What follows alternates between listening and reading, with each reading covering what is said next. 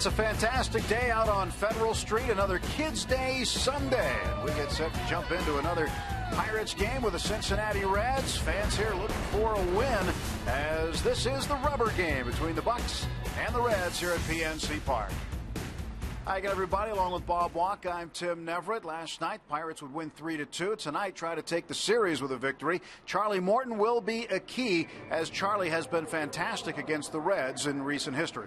Well, Tim, it's always great to have somebody under your thumb, some team that you really are dominating, and it's even better if it's one of the big teams in your own division, and certainly Cincinnati is that.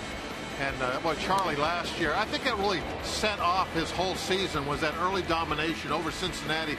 Got him a lot of confidence, really got him on a roll. They just could not touch him. Hopefully that's what we're going to see this afternoon. Charlie Morton, subject of our PNC achievement for the Achiever in You. 3-0 last year, an 0.93 ERA, had 2 complete games over his 4 starts against Cincinnati.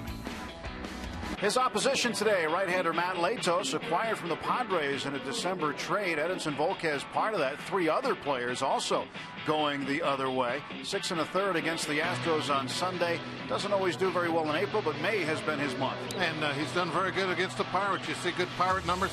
And I believe he even hurts us with the bat. Then he hit a home run off us last year. He has 2 career home runs. As Bob mentioned, 1 against the Pirates last May. Pirates were throwing some leather around last night. The double plays and the solid defense helped them to that 1-run win. Pirates look to win game 3 and take this series against the Reds when we come back.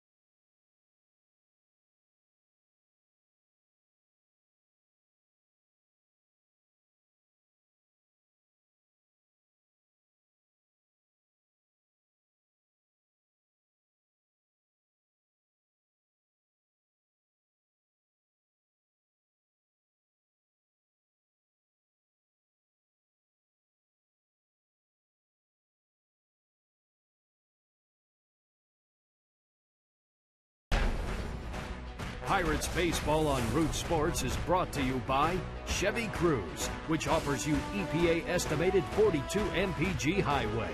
And by Day Automotive. We're going to make your day. Let's go Bucks! Charlie Morton leading the Pirates out of the third base dugout and onto the field for this rubber game with a 3-game set with the Cincinnati Reds. Charlie hopes to continue his success that he's had in recent starts against Cincinnati. Reds lineup: Zach Cozart, Drew Stubbs, Joey Votto hitting third, Brandon Phillips in the cleanup spot. Jay Bruce will bat after Phillips. And Heisey, Todd Frazier gets the start at third base today. Ryan Hannigan back behind the plate. Had the night off last night. And Matt Latos is the pitcher, batting ninth against Charlie Morton. Take a look at Charlie's numbers, brought to you by the Western Pennsylvania Chevy dealers. Everything in pretty good shape, although the ERA is starting to creep up there a little bit. But good game this afternoon will fix that. ERA is really kind of like batting averages. Early in the year, they swing up and down quite a bit until you get enough innings to stabilize things. Well, it is a Kids Day Sunday here at PNC Park, and what better place to be than on the mound with the starting pitcher, Charlie Morton, sharing a moment with that young lady who was lucky enough to be chosen to start the day on the mound.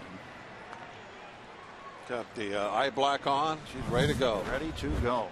And so are we right now as Zach Cozart gets ready to step in against Charlie Morton. Just a gorgeous day here. Perfect day for baseball as Morton steps back, and now the game underway. Hard foul ball for strike one. Well, that's what Charlie would like to have. Maybe that ball's hit that hard, but he wants the Reds to try and pull him. He'll get a lot of ground balls that way. Even though that ball was hit hard, it still was on the ground. And a weak roller towards short, charging his Barmas barehanded, got him. Great way to start the day defensively for Barmas, and there's one gone. And one thing I think that helped Barmas out is that ball really buried up on Cozart's hands. And so that takes him a second to get out of the box because of where that pitch was. And with a hit that slowly, Clint needed that little extra blink of the eye to make that play. Got him by a step.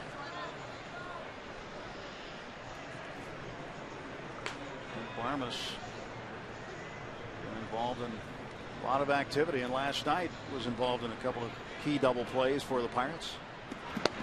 Drew Stubbs takes a strike. Well, hopefully he'll be very busy this afternoon. Alvarez also down at third.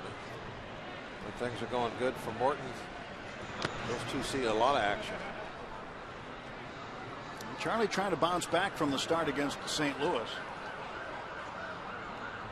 5 earned runs in 4 1/3 innings in a 10-7 loss Tuesday. In the opener of that series with the Cardinals.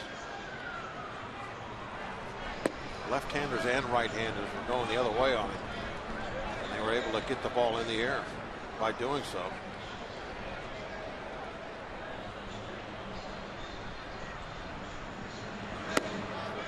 Charlie missed there, and it's 3-1. Yeah, in that game in St. Louis, David Freese hit a home run off of him, and that's very uncommon to see a home run hit off Charlie. Right-hand hitter, especially a right-handed hitter.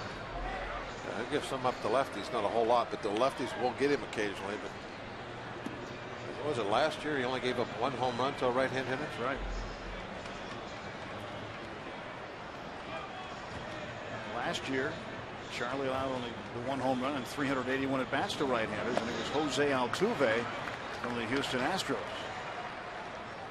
So a base runner for Cincinnati. Behind Charlie defensively in the outfield today, Alex Presley back in the starting lineup. He's in left. Nate McLeod filling in for Andrew McCutchen. McCutchen still under the weather. Alvarez and Barmas, Walker and McGee the infield, and Michael McHenry, the fourth, completes the battery with Charlie. Casey had a good night defensively, starting a key double play. He's learned a lot about playing that side of the diamond and has done a very good job. Pirates in the shift against Joey Votto. Alvarez playing on the right side. It's one thing we've seen the Pirates do a lot against Joey Votto. In fact, all the time against Joey Votto in this series. Even when there's been a man on second base. Granted, there were 2 outs in game 1 Friday night, but Pirates moving Pedro across the diamond when Votto was at the plate. This one gets away, and Stubbs will have second base at least. He'll have third. He's heading for third. And he'll be there on time.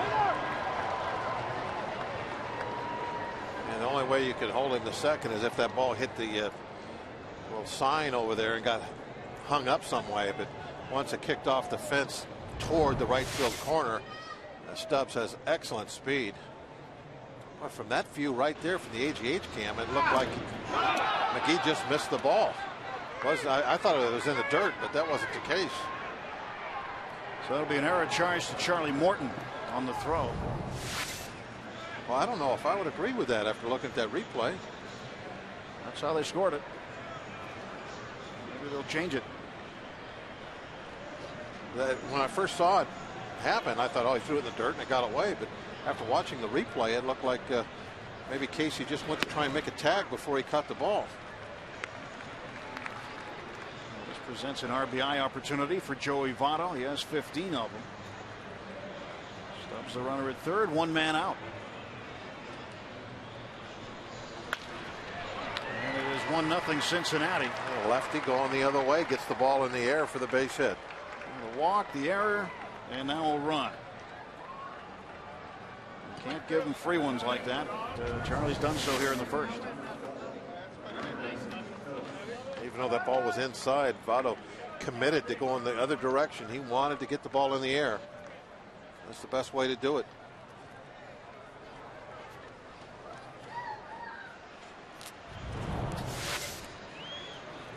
And Votto is 16th run batted in. Here's Brandon Phillips. Phillips hitting .227, a couple of home runs. Last night, Phillips 0 for 3. Again, over to first base, and Votto back in time.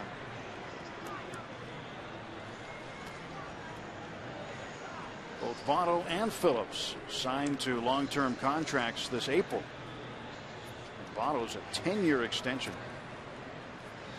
Over $200 million. Phillips taking all the way. Yeah, it wasn't exactly having the bat in the hitting position there, did he?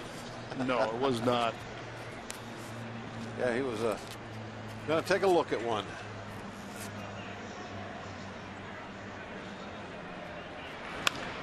Ground ball to third, sharply hit. Alvarez to Walker for one. There's two. And that's the half inning, but the Reds get a run on a hit. Nobody left after half inning. 1-0 Cincinnati, and the Pirates coming to bat.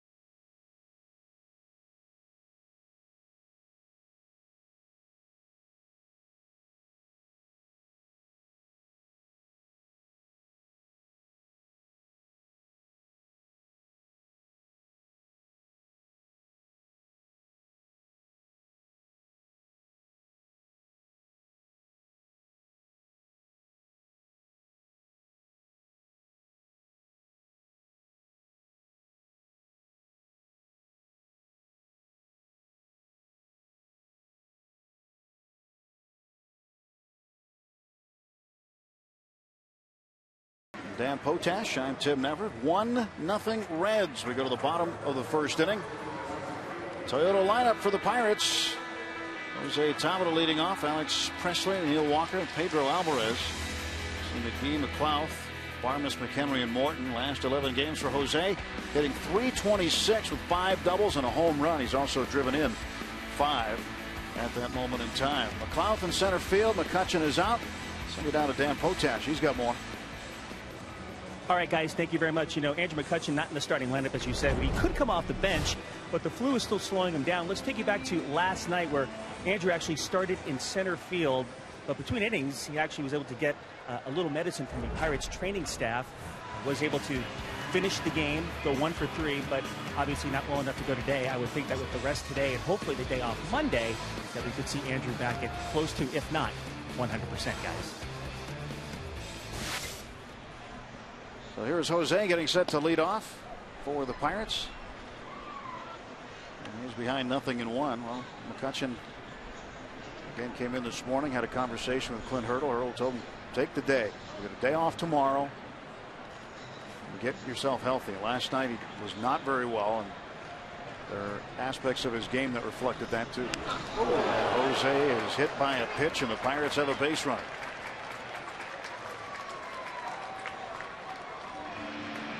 Jose wears some kind of something on his left elbow, but I think this hit way up above that. Yeah, that got him up high on the shoulder. That one hurt a little bit. You can even see a little reaction. Looked like he said "ow" or some form of "ow." Ow. Owie. That's all right. Leadoff hitters aboard. Presley had one at bat last night and he hit the ball out of the yard. It's worth a little bruise is all. Latos delivers. Presley trying to bunt him over, fouls it back. The Pirates able to get all their runs last night on home runs from guys that hadn't hit one over the fence yet. Presley's got 2 home runs, but the first one was inside the Parker. Walker got his first. That was a 2-run blast. Got the Buccos up on top to begin with. That's Neal on deck.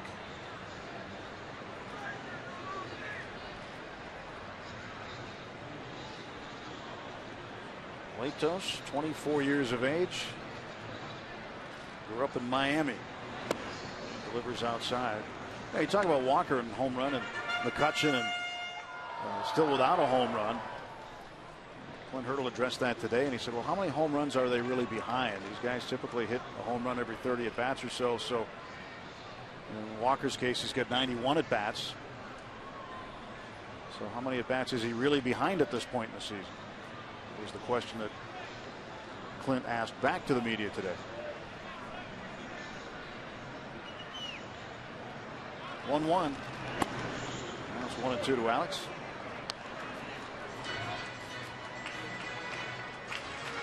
High expectations this season from the Reds.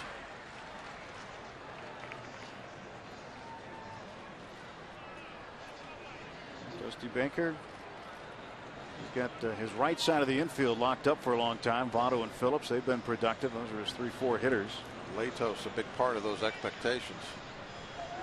So was Ryan Matson, but Matson won't play, injured. Now Tommy John surgery. There goes Tabata and Presley to right center field.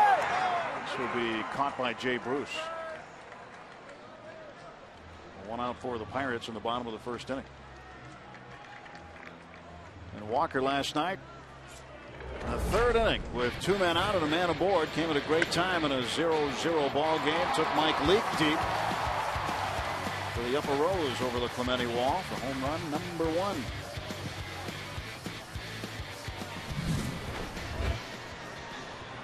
Last night he was hitting in the 2 spot in the order. Today hitting in the 3 spot. Pirates have already been experimenting with lots of different lineups.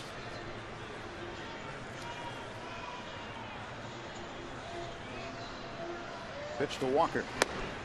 This is for a ball. There are some managers who have their 8 guys and they throw them out there every day. And other managers will try to keep the bench guys fresh, and other managers platoon players. And as we've gone on here through the first couple of weeks of the season, first month anyway, you've seen it from other teams where they've used a number of lineups as well. Managers trying to find the right combination.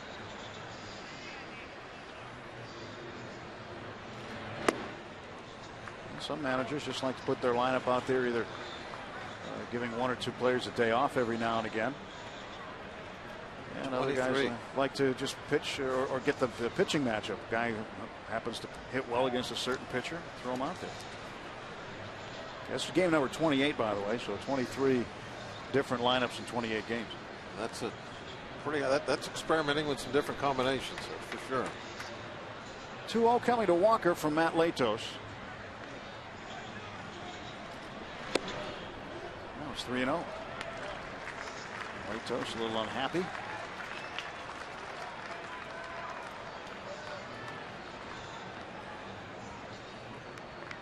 Latos grew up a Florida Marlins fan. Was at the first ever Marlins game in 1993. Said he used to chase guys around for autographs after games.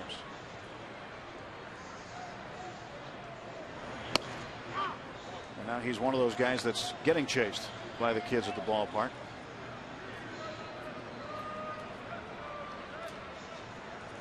Makes his residence in San Diego after spending considerable time with the Padres in his young career. Big guy too, 6'6". And 235. Just about anybody that spends any time in San Diego, I think, decides to make their residence there. It's a pretty town. There goes Talbot on the 3-1 pitch. Ball 4. And Talbot is safe. Called out by Alan Porter, but he's safe because it's ball 4.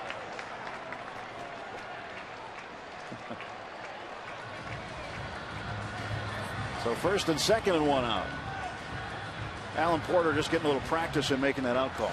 You know, he's got to make that call unless he sees for sure. If there's any doubt in his mind, got to go through with it, make the call, and then, you know, whatever happened in the at the plate, obviously that would overrule whatever he says at second.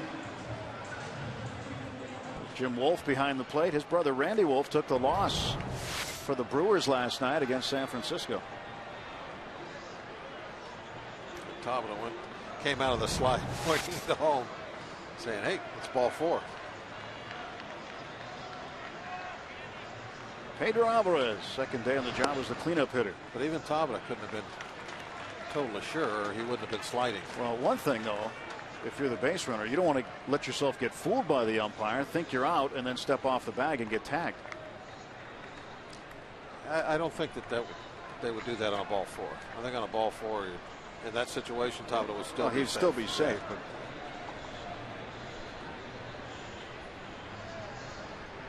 and the 1-0.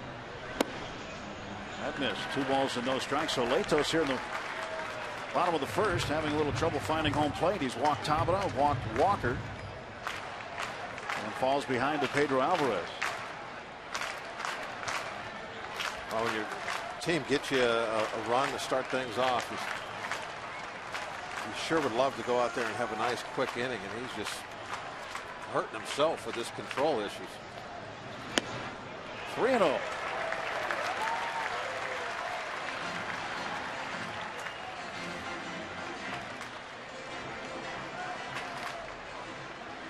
Talbot at second base and Walker at first. 1-0 Cincinnati. And Pedro Alvarez awaiting a 3-0 pitch.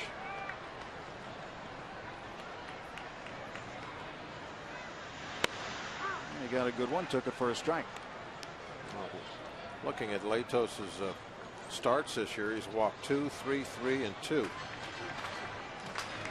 The last start, he walked no one. So this is kind of a new issue for him here. Just wildness in the first inning. It's always something. Funny game. Yeah. Well, count is full. 3-2. Last home run that Pedro hit was on a 3-2 count.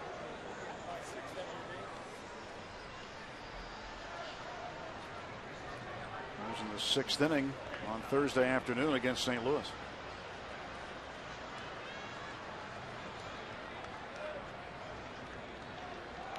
Three balls, 2 strikes, 2 on, 1 out. And there go the runners. And it's ball 4. 3 walks in the bottom of the first inning, and the bases are full of bucks for Casey McGee. Latos jerking the ball out of the air as it's thrown back to him. He's very upset. He needs to get his mind together in a hurry, or this is going to spin out of control, and the Pirates can put up a real big number, which is exactly what they're looking to do. The door has been thrown open. Now they got to figure out a way to bust through there. Huge opportunity. Casey McGee, 281 hitter. Still looking for his first long ball.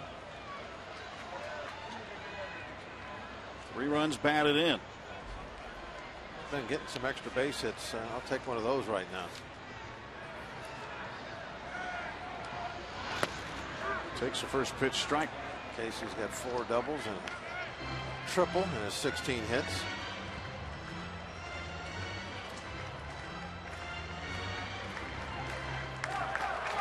Two grand slams for him.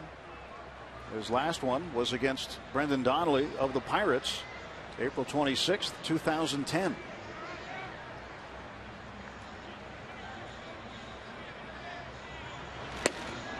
He's behind 0-2. Latos reaching back for that one, 94 miles an hour. Now, he didn't start the game with that kind of velocity. He's got himself in a big problem, and now he's trying to find something extra to get a strikeout here. I think his mood has changed since the beginning of the game. He's not happy right now. He was happy when he got that lead before he even took the mound, but he's about to squander it.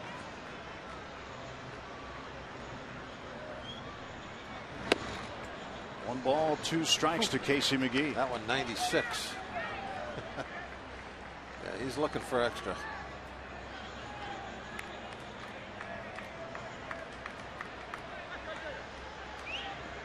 Casey wouldn't mind on a fastball right down the middle here.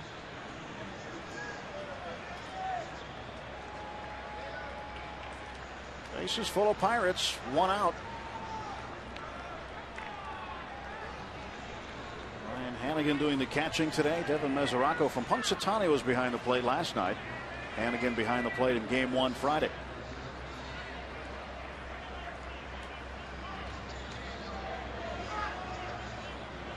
Latos, 1-2 pitch to McGee. Oh my goodness. What a play by Todd Frazier. I don't know if McGee could have hit the ball in that direction any harder. And Frazier there to stab it. And that saved at least 1, possibly 2 runs. Well, this is exactly what you're looking for, or what I wanted. I want a double. And this ball just rocket down the line. This is going to be in the corner so quickly, and Frazier somehow able to make that play. And you know what's watching that replay, that wasn't right at him either. He actually had to move quickly to his right to make that catch. It's an awesome defensive play. Ball hit so hard, Tabata couldn't go anywhere, so he was close enough to the bag to get back, and Frazier couldn't make a play. He had to get up to do it. Now it's up to Nate McLouth with 2 outs and the bases full. Nothing in 1-2, Nate.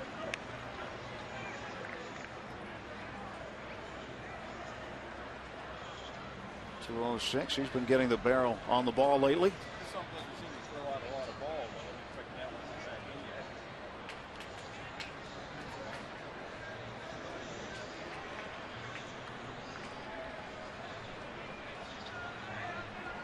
.273 over his career with the bases full.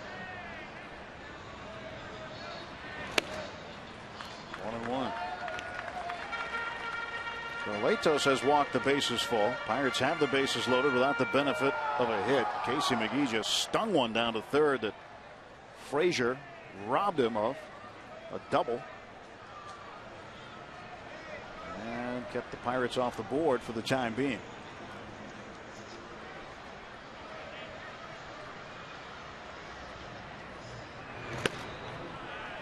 Two and 1.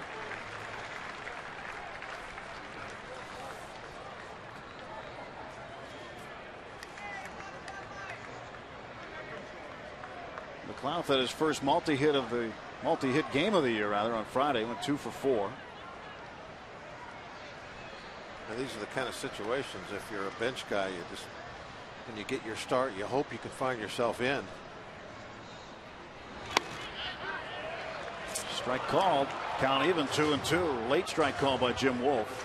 I mean, how do you get yourself more playing time? You come up big in big situations, so you got to have the big situations so you can open people's eyes.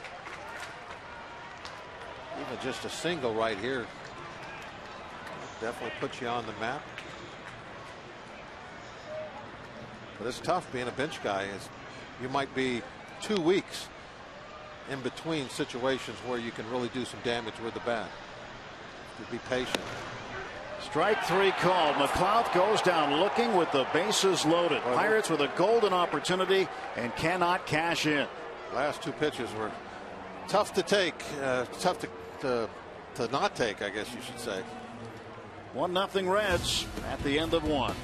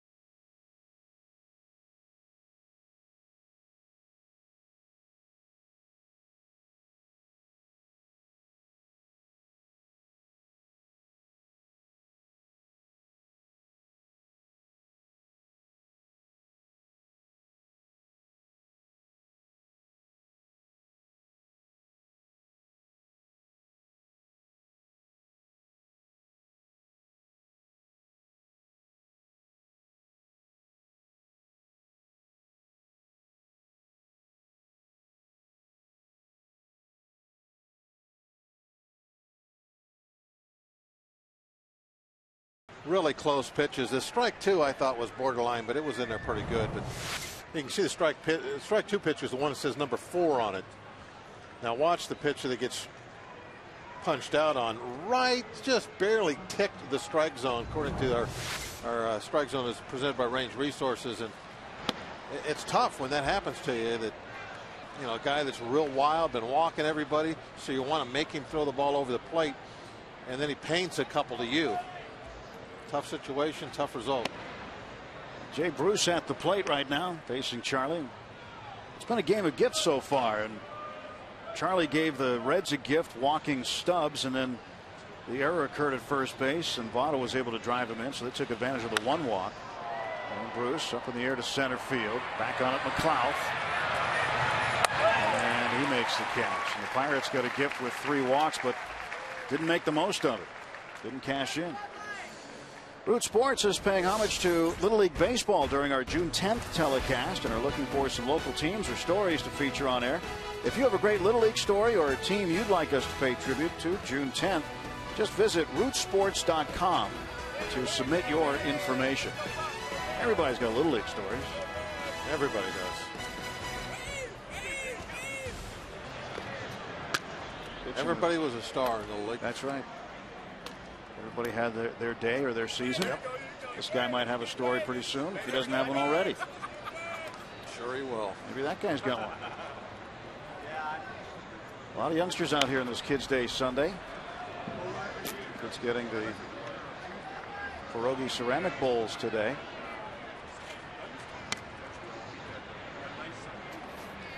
So that guy's got the Nate McLeod look sunglasses on, doesn't he? Mm-hmm.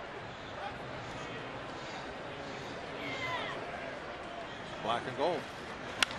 1-1 is ripped down the left field line, foul. Back at a foul ball a couple of pitches ago. Oh, got the skipper right on the backside. Yeah, it almost looked like could have went down a shirt. Got to watch the rebounds. 1-2 to Chris Heisey.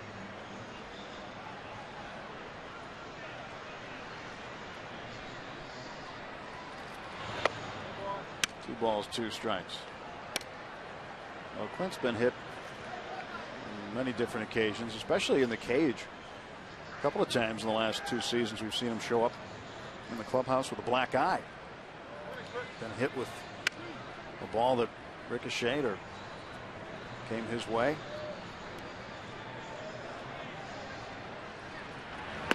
Swing and a miss. Strike three. Heisey down on strikes. 2 gone for the Reds in the second. A breaking ball that he was way out in front on.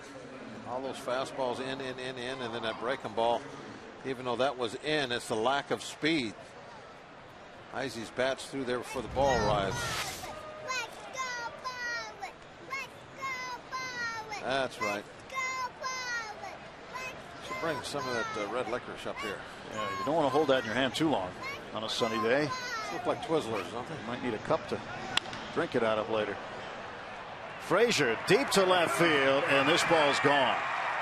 What a game Todd Frazier has had in an inning and a half. He saved a couple of runs and now delivers one himself, and Cincinnati with a 2-0 lead. I'll tell you what, this one didn't just get out of here either. This is one of the longer home runs you'll see here at PNC Ballpark. This one over the 383 sign, but was way back underneath the second deck. Another pitch on the inside corner, just turns on it. Watch where this lands. It's way back underneath. That almost hit the second deck of the left field stands. That's a poke. I can't think of too many balls that have hit that second deck. Alvarez a diving stop and throws it away. Ryan Hannigan will get second base. Things a bit sloppy here in the early part of the game for the Pirates. So 2 errors now. Whereas Pedro got the first part of that down pretty good. Made the catch on a very hard hit ball.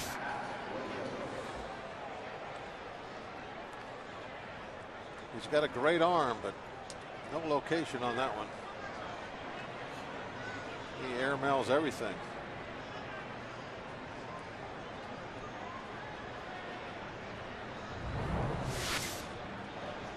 A base hit and an error.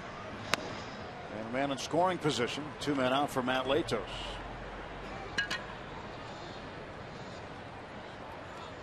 Almost a year ago to the day, May 3rd. Pirates were playing the Padres, and Latos hit a home run against Jeff Karstens. And I'm thinking about those that second deck of stands and left. Yeah. And I'll bet you there's been more balls reach the water than have been hitting that second deck while PNC Park's been here. That's a good point. That's a serious poke if you get it on there. And that one just got underneath the facing of the second deck. That was a bomb. Looks like the wind's blowing a little bit up the river today, which means it's going to help those balls hit the left. Oh, right-handed hitter hitting a home run off Charlie Morton. Second straight outing. David Freese of St. Louis was the other one. Latos down on strikes. 2 strikeouts in the inning, but a Todd Frazier home run adds to the Reds' lead.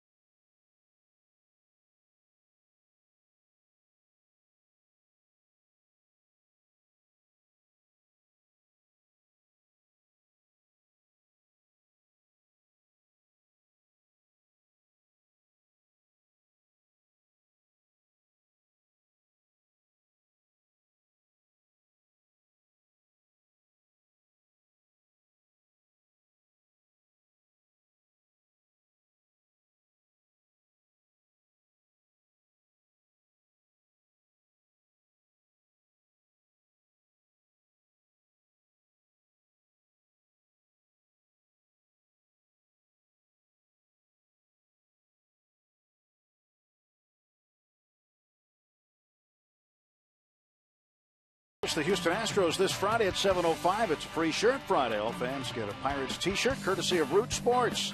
For tickets or to see all of the free shirt Friday designs this season, pirates.com/free shirt Friday. These guys have a couple of good shirts. Use another one on Friday. Pirates down a pair in the bottom of the second inning. Home run by Todd Frazier. A seriously legitimate poke out to deep left field. He's biggest effect on this game so far. Save maybe 3 runs and knock one in. So he's what is it, the plus minus? He's like +4. Yeah. He doesn't make that play on McGee's ball. That clears the bases.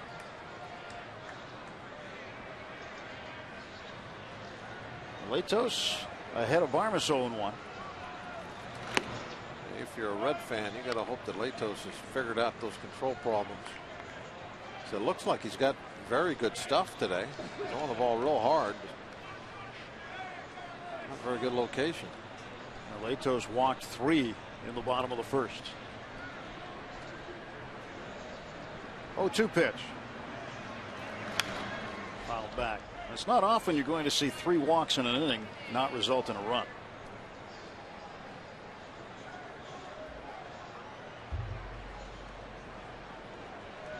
There's 2 walks, and then of course Tabata was hit by a pitch, so 3 free passes. And 3 freebies, regardless of what you call them. Load the bases and get out of it. Well, he got out of it. Pure luck. Well, luck on his part and skill on Frazier's part down at third. And of course, got a real good call on a pitch to end the inning. Fastball down and away to McLeod. 2-2. The key part of this ball game so far is definitely Frazier's catch at third.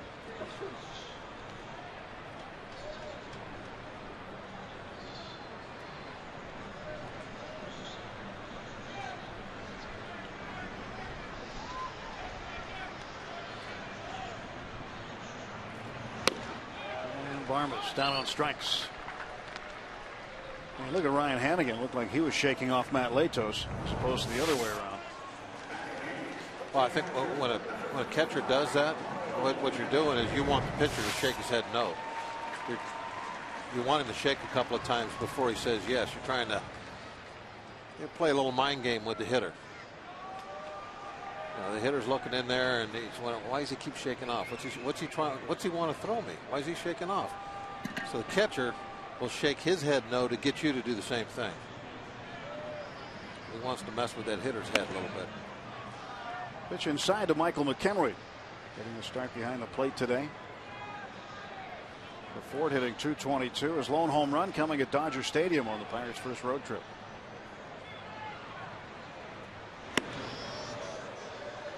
And Latos really doesn't have much command right now, I don't think. He's rearing back, letting it go. That was supposed to be fastball away. You saw the sign, saw Hannigan move outside, and he threw it pretty much down the middle and up a little bit. But he's throwing the ball 95, 96, so location is not as important as with other guys. Foul ball. That one looked like it was going to have the distance, pretty close to it. One way to keep cool. Good day for that. Is that one of those fans, right? That blows the little mist out.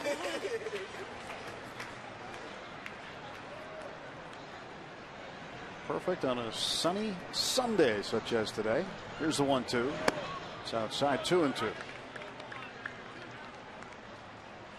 A lot of people in the upper deck on the sunny side have moved up as far as they can to try and get in the shade.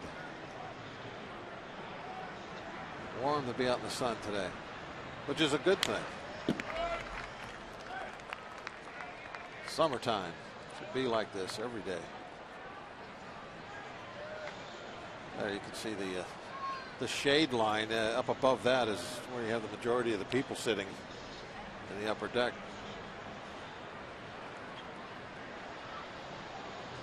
A little warm down in the sunny seats. 2-2 pitch to Michael McHenry. Count is now full.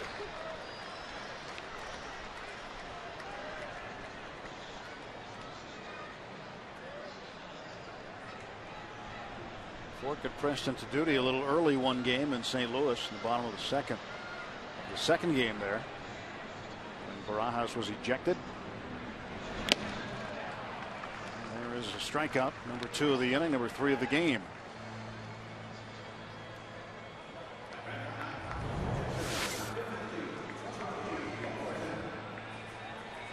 Just blowing heat right now.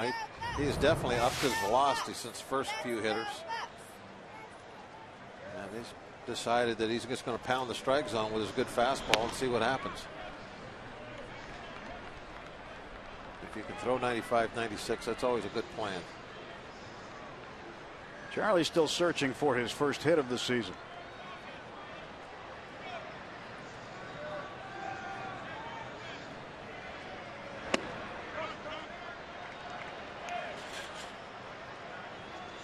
Really no reason. Would you agree for Latos to get too far away from that fastball right now? I would agree.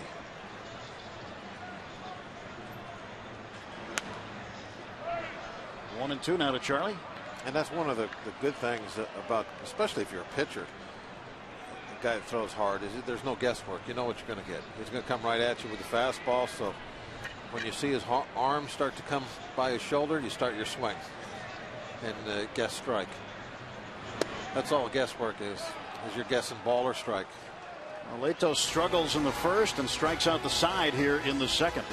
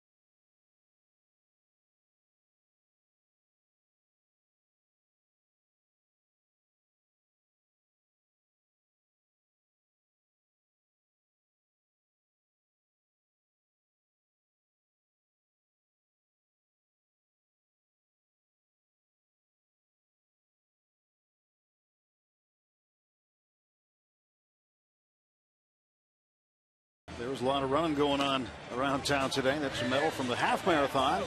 A finisher right there. The Pittsburgh Marathon took place this morning, and from our crew, our director Pete Toma ran it today in 2:21:15. His wife Susie ran a 2:10, and Root Sports Vice President and General Manager Sean McClintock ran a 1:46:51. Ooh, smoking in the half marathon. Nice job, Sean. That's leadership right there. That you know, Yep. You lead the way, you get the fastest time. Whether it's a, you show leadership skills, whether it's a company or a family you're leading. Whoever's got the fastest time is the leader. James Kerwa from Kenya won the whole marathon, full marathon, on a time of 2:14 and change. That just amazes me thinking about how fast those guys run. Top of the order for Cincinnati, Zach Cozart. He's 0 for 1, grounded out to Barmas to start the game. Had a beautiful day for it, didn't they? Oh, yeah. Great day to run. I heard. I wouldn't know, but I heard. I could imagine. I ran down to the kitchen this morning to start the coffee machine. What was your time? It was about 12 seconds. 12 seconds? Yeah. Is that good or average? That's about my average. Was that the half distance or the full distance? That's full distance. Full distance. Bedroom to kitchen. Wow. 3-1 to Cozart. 2-0 Cincinnati, top of the third. Pitch. Swing and a miss. Down and in.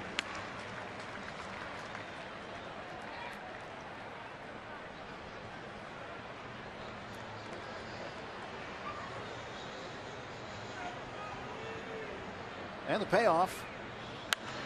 Fouled away.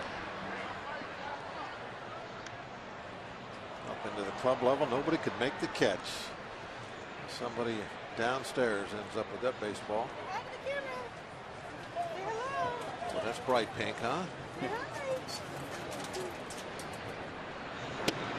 Ball 4. Leadoff walk issued to Zach Cozart. Well, if you don't want to run, you can do a little something else, huh? Yeah, you could spin. You can participate in Pedal for Pirates Charities. It's a 100-bike outdoor spin event on Federal Street presented by Highmark this Saturday coming up. Each cyclist receives a complimentary ticket to the Pirates-Astros game that night, plus a commemorative towel. Proceeds benefit Pirates Charities and the YMCA of Greater Pittsburgh Building Bridges program. To register for the event, pirates.com/pedal. Stubbs hits this one deep to right center field. Back goes McCarth, and this one is gone. A home run, a 2-run shot. And it's the second home run given up by Charlie Morton today. We're going to have this one challenged, I believe. Well, the two outfielders, Tabata and McLeod, are pointing to perhaps a fan that may have reached over.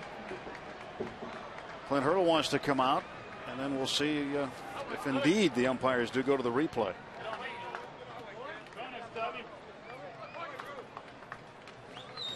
Now, the Pirates have had 2 replayed this week. Yeah, this is getting to be a regular little item with us.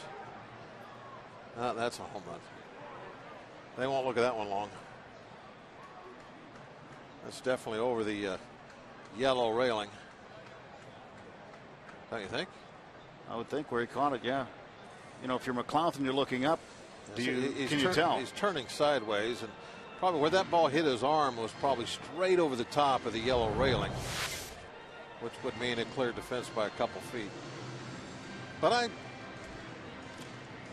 can understand asking. I mean, it doesn't cost you anything. You don't lose a timeout or anything like that. The last replay. How about this? If you challenge like this and you're wrong, it costs you a trip to the mound. Huh? Well, you're not supposed to challenge. The way the rule is you're not supposed to ask for it. This is why I don't understand why. This is the way the rules explained to me when it first came in by a manager. So you can't go out and say, hey, I'm demanding a replay. But we see it all the time. Managers go out and they say, hey, maybe you guys might want to look at that. I've never seen one looked at where the manager didn't go out. Yeah. Have you? No. So it is a home run. Well, like I said, and like we've talked about, there's a rule book and then there's the interpretation book that the umpires have. It's different than the rule book. As I said, you can see on the AGH cam that clearly was above the fence, and they did not have to look at that one very long. Well, alarming that Charlie not only has given up 2 home runs in the game, but 2 to right-handed hitters. That AGH cam, it just shows everything so clearly every time we ever have a replay. I just love the fact that we have that tool. Pirates have had 3 replays this week. And Votto to right field, backing up Tabata. He'll make the catch. Now 1 out. The last replay before the 3 we've seen this week, the 19th of September at Arizona, Justin Upton home run, remained a home run in the 6th inning of that game. But in the St. Louis series on the 2nd of May, Carlos Beltran double was reversed to a home run. And then on the 4th, game 1 of this series, they looked at a ball that was hit off the very top of the left field wall right by the foul pole, hit by Chris Heisey. Dusty Baker went out, wanted a home run, but it was ruled a triple. And a strike to Brandon Phillips. Now Stubbs' home run reviewed, and it was indeed a home run, and he's calling everybody he knows and said, Did you see me on Root Sports make the catch?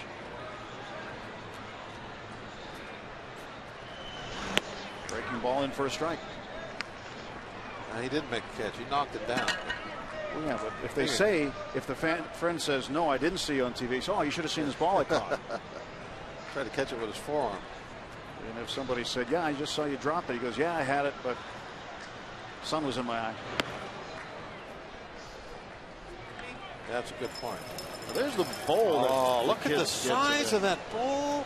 Yeah, I want one of those. Man, I want one of those. Full of Cracker Jack. What's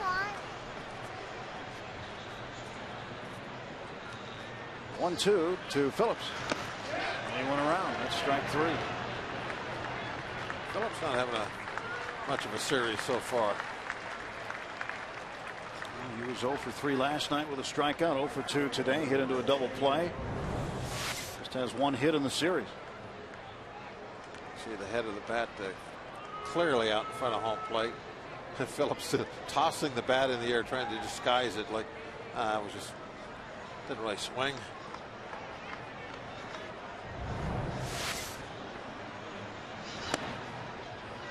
Jay Bruce. Last year in Cincinnati, Charlie was twirling a shutout against the Reds. And Jay Bruce got up in the 9th and spoiled it with 2 outs. Hit a solo homer. 3-0 against Cincinnati in his career is Morton. And 2 of those wins were complete games. But down 4-0 in the 3rd. Well, the Pirate bats need to get going. Barrel Automotive League leaders, Jay Bruce right behind Matt Kemp and tied with Ryan Braun. Pedro Alvarez next with 7. Kemp slowed down. He's gone 2 or 3 days now without a home run. Yeah, what's wrong with him?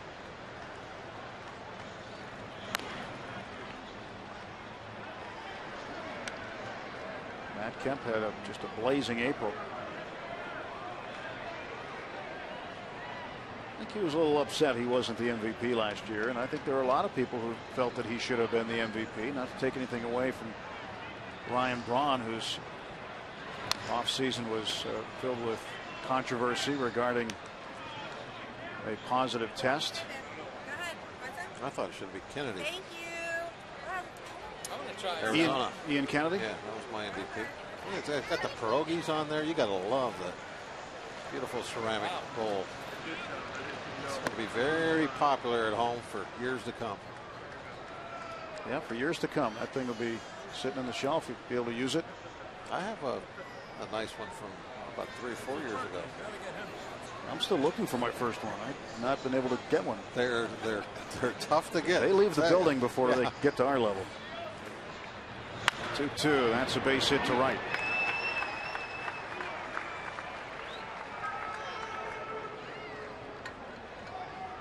Jay Bruce now 1 for 2 this afternoon. See that one of those balls. This is why you put shifts on guys that try to take away these base hits like this. The shifts are becoming bigger and bigger part of the game. We were talking about that on radio.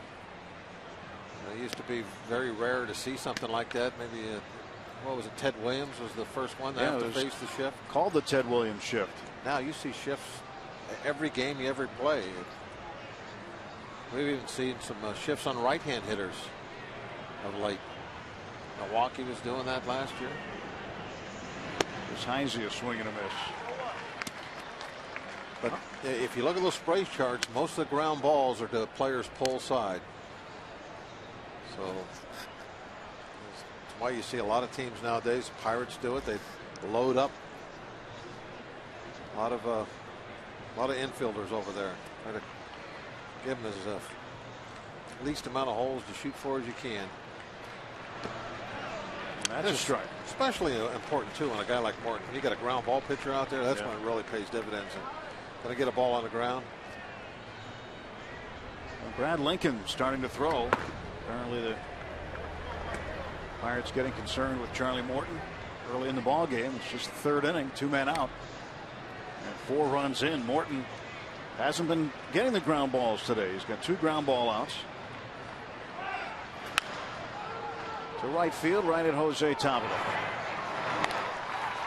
2 runs for the Reds, a walk and a home run by Drew Stubbs. 4-0 Cincinnati.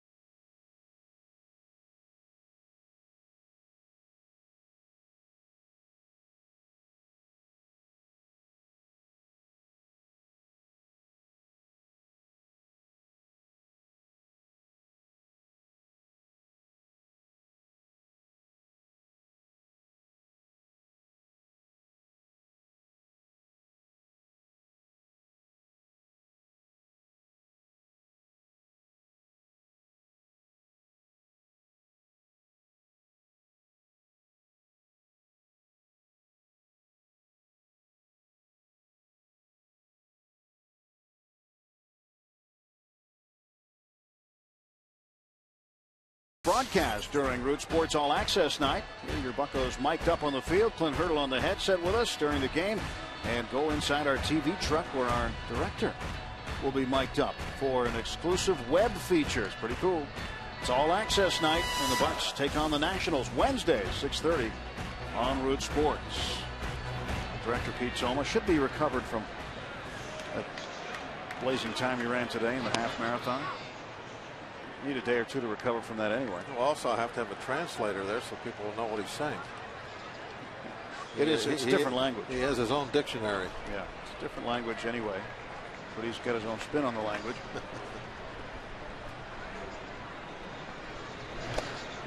In the dirt to Jose. Tabata hit by a pitch in the first inning.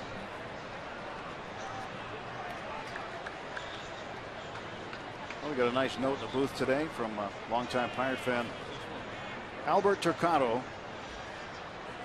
who is from Windber, Pennsylvania, near Johnstown. Up in the air to shallow right. Jay Bruce is there for a catch. Long time Pirate fan. Long time. I'm not going to read you the whole note because it would take a while, but he shared some great memories with us. Said he was in the park at Forbes Field when Clemente threw out Willie Mays at second. After hitting one off the screen, saw Bob Gibson shut out the Pirates and hit a home run over the wall at the 406 mark. And remember Don Clendenin's ground rule triple off the batting cage in the outfield at Forbes Field. He's out in the left field bleachers today, right? Correct. He is. He's with his daughter Hannah, son-in-law Bob Richards, and 6-month-old granddaughter Rosalind. So sent a long note, but nothing about Bob Walk in this note. Thank goodness. Listen, I looked. Some of the neatest writing too I've ever seen. It was like small. Yeah. Here, let's put this note up here. There it is. Look at that. Look at how neat the writing is. Double-sided. 2-pager. Yeah. Perfect. Look at the spacing in between the lines. That's amazing. It's good stuff. Amazing. It's an easy read. Yeah. You know. Good work. That's definitely one we had to get on the air. It's a good sized sheet of paper too, because I'm going to use this as a bookmark for Blash's book. Steve was handing out some copies this morning. I got mine. Got mine as well. Nice column today in the Post-Gazette from Ron Cook on He's got a couple extras right there ready to go. If anybody happens to walk in the booth, he'll be able to hand a couple out. Presley foul tips it into the mid of Hannigan. He goes down on strikes, and now Latos settling down as he has struck out 4 of the last 5 guys he's faced. 5 of the last 6. Throwing hard, going after the strike zone. Good breaking pitch there. Presley swinging over the top of it. I've talked to some people that have already at least read some chapters in Blas's book, and I'll tell you what, Steve, sounds like he's got a winner. Everybody loves it. Yeah, you know what's neat is when you read it, I've been able to get through a lot of it. You can hear his voice telling it to you. You know, it's just like him sitting in a room. So if you've ever wanted to sit at the end of the bar with Steve Blass, that's the thing to read do. the book. Yep. Our Day Automotive key matchup, Neil Walker. Since April 25th, 378, 2 doubles, a homer, 3 runs batted in. Day Automotive, we're going to make your day. And Walker base hit. And Neil keeps on swinging. 2-out single. He'll be up above 300 for the season here shortly. The way he's swinging the bat. First man to get a hit off Latos today. Got a ball up out over the plate. Just took it the other way at contact. That ball was fairly deep in the strike zone, almost right over the top of the plate. Didn't try to get out in front, hook that ball. Take what the pitcher will give you.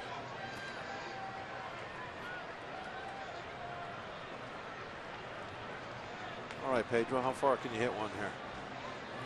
A little bit of breeze blowing pretty much straight east right now. Breaking ball for a strike. Pedro walked. He was left at first base when the Pirates stranded the bases full in the first. Latos in his 4th career start against the Pirates. He's 2-0 with the Bucks.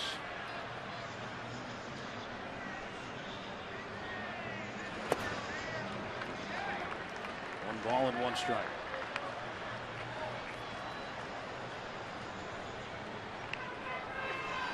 Two down. Walker at first base.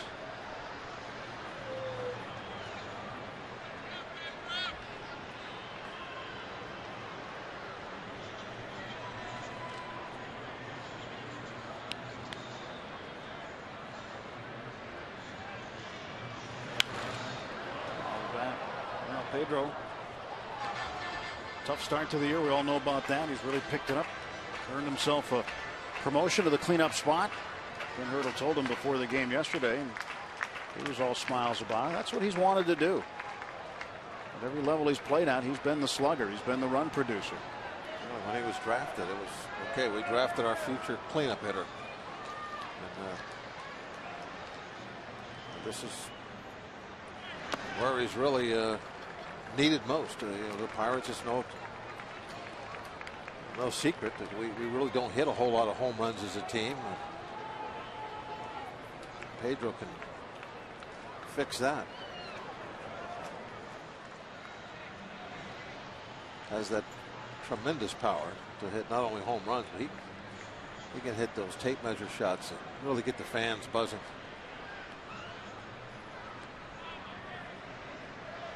Latos 2-2 on the way. Pedro will get another one.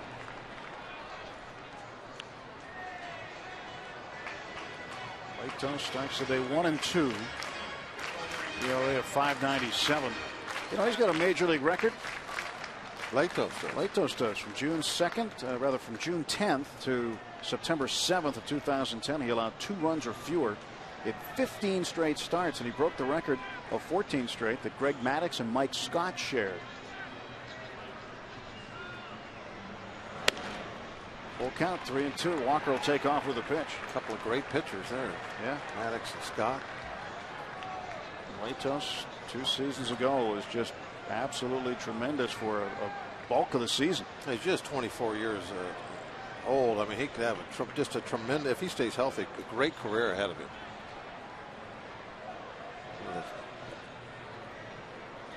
True young guns of the National League. Ball 4, and Alvarez has walked for the 2nd time today. Walker down to second, and Alvarez safe at first.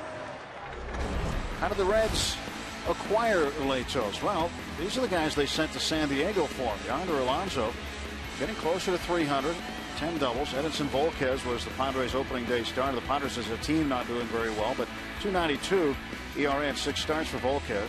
AAA, Boxberger and Grandal. Yasmani Grandal is a switch-hitting catcher, hitting .325, and he may be the Padres catcher of the future. The Padres might have gotten something from the Reds in that deal. Well, we just got done talking about what Latos has already accomplished at the age of 23, and you're going to have to pay a big price to get that kind of talent. And certainly Cincinnati gave up what could be some future stars in that deal. But if Latos gets them over the hump, gets them to the playoffs, maybe to the World Series, then the price is worth it. Helps both teams out.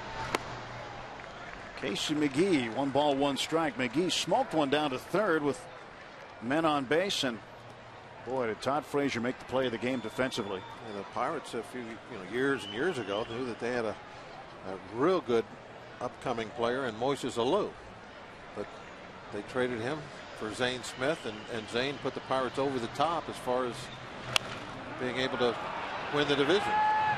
Latos throws out McGee.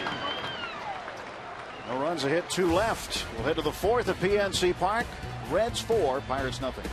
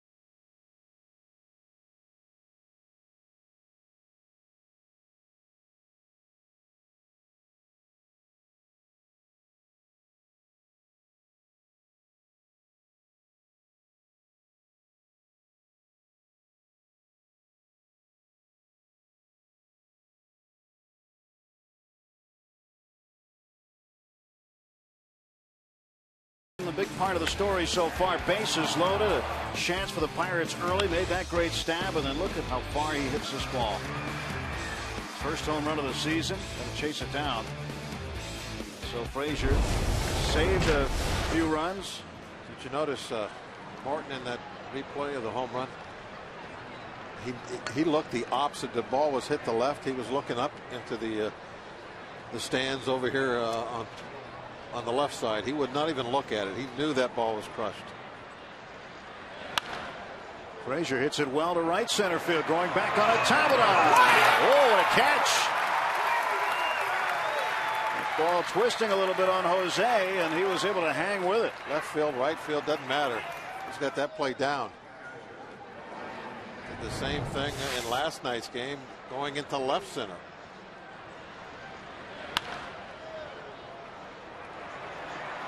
Ball slicing back to him a little bit. Almost got a little bit too far behind him.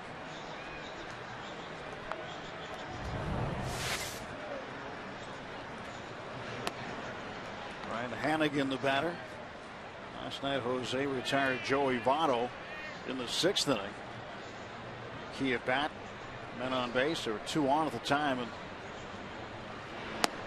Votto hit one out toward the 383 sign, and Jose was playing in his only game in left field this season last night. Tracked it down, had a great catch.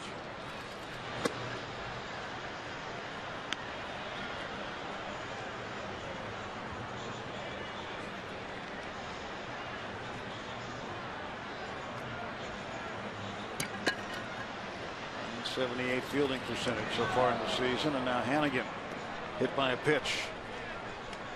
And the Reds with a base runner. Base runner in front of the pitcher when he can now sacrifice bunt. You hate this to happen. That ball, fastball, just ran in there.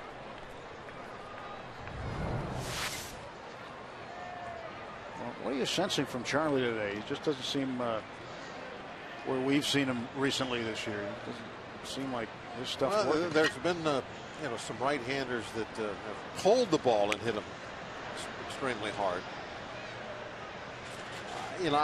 This is just a guess right now, but I would say that two-seamer, the really violent motion that he sometimes has, just isn't there with it today. It's not really got that great hard bite sink on it. It's kind of looking just like a mortal's two-seamer.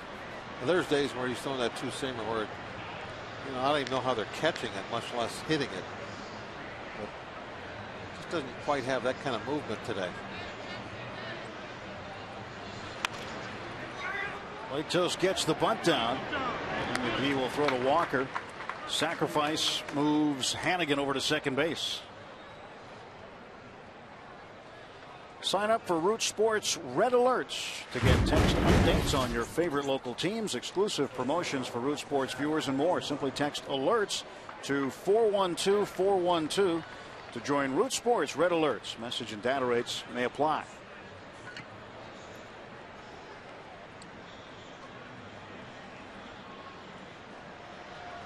Two men out. Cozart, shortstop, up. Cozart impressed you last night, Bob, with his glove. Oh, I'm impressed the way he swings the bat. I like this guy. I mean, I'm sure I'm not alone. That's why he's starting now. I guess I'd be a great scout, huh? But no, I think he's got a pretty good future ahead of him. Slowed last year by injury. It looked like he was going to be a good one right off the bat. Now he's picked it up this season. They made some nice plays on defense. Certainly looks like he can hit a little bit. Dusty thinks so. He's got him hitting leadoff. Hannigan the runner at second, two down. Foul tip into the mid of McHenry, 1-2. In recent years, we've seen veteran shortstops who have come to Cincinnati to play for a year or two, fill that hole. Yeah, they've been looking for a long-term solution. Cozart just might be it. An organization that has a history of excellence at the shortstop position. He might be the next guy in line.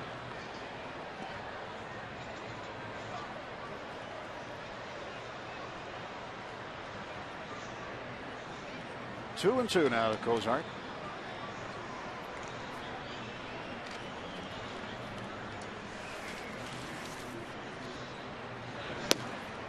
Charlie struck him out. So Hannigan is stranded at second base, and Morton with his fourth strikeout of the game.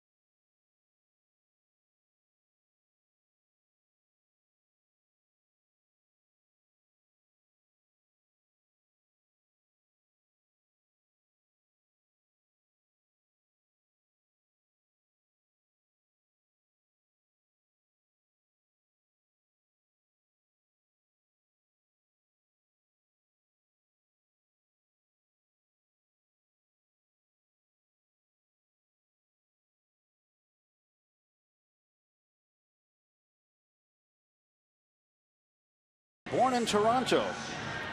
Which leads us to our AT&T Mobility Trivia question today. Which Canadian-born player has hit the most home runs in Major League history? And it's not him. He hadn't been around long enough. 121. Votto. He might challenge it someday, although he's got to stay good for a little while longer. A dozen years left in that contract. He'll pile up some numbers. Nate McLeod facing Matt Latos, and pitches in for a strike. Well, think about it. Who might be a good answer for that question? Canadian-born player. $200 million contracts. Joey Votto, $2.25, 12 years. Fielder got $214 from Detroit. Alex Rodriguez has 2 of those top contracts.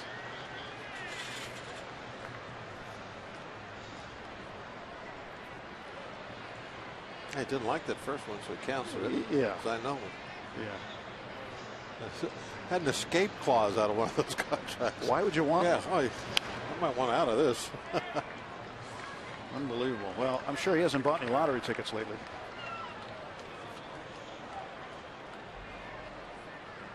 Nate struck out with the bases full. Went down looking on a borderline strike.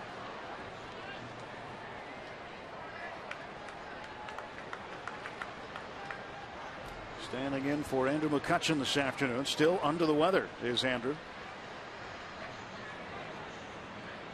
That one is upstairs for ball 2-2.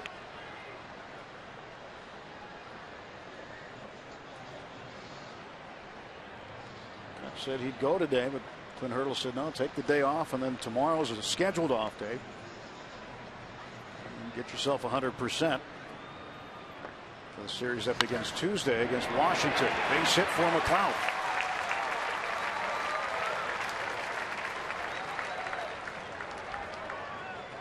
You don't want to go too far without getting some kind of number up on the board. This might get us going a little bit, this line bullet.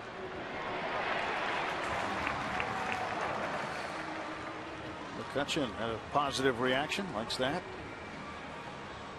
So does Pedro. See, they're fans too. Nice hand.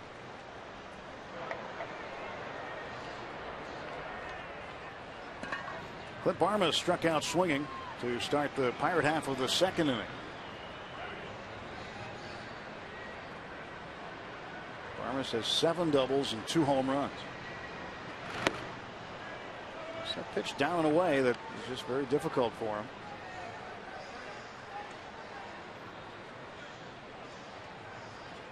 One to Barmas. Last year with the Houston Astros. Astros, by the way, have won 5 straight. And they are now losing to St. Louis in the 3rd inning, 4-0.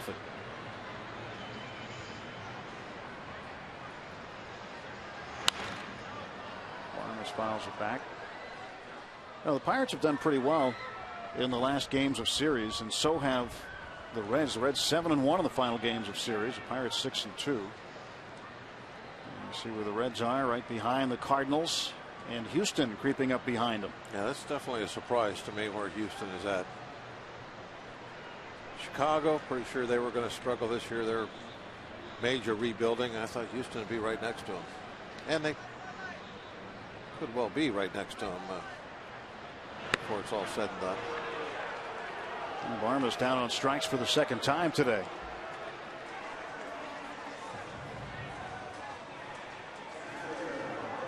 Great shot on the Allegheny River.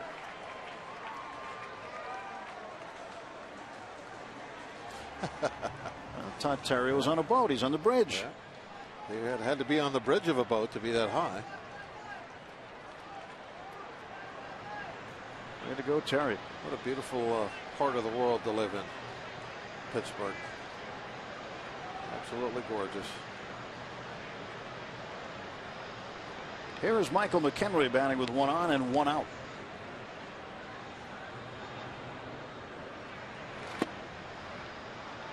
Everything turning green now.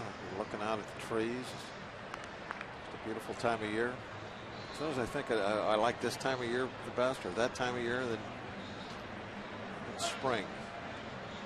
It's beautiful. Pirate Armada starting to grow out there. Yeah, sure is. You have the falls. Just a wonderful place to make our homes. You leave for spring training and it's winter. You come back and things are green. And you come back and the lawn needs to be mowed. Then you go on your first road trip. You come back and then trees are full and the lawn needs to be mowed again. Yeah, the lawn is about a once a week deal now from here on out.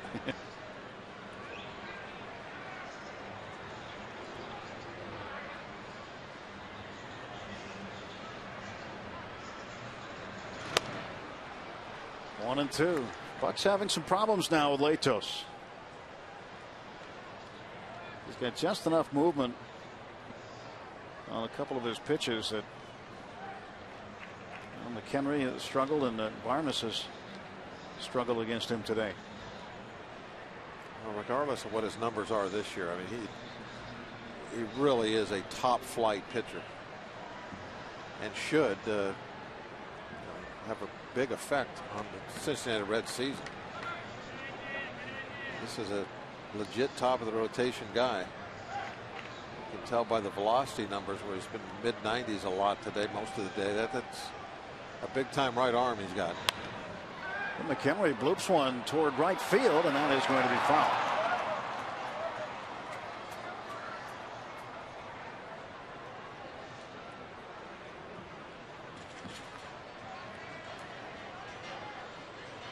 That ball was hitting a good spot for McHenry, except too far foul. If that ball's fair, McClough gets to third easily. Yeah, Nate had, he was all in on that ball not being caught.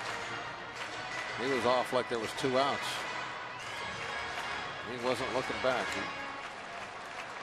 That ball hit. He was around in second.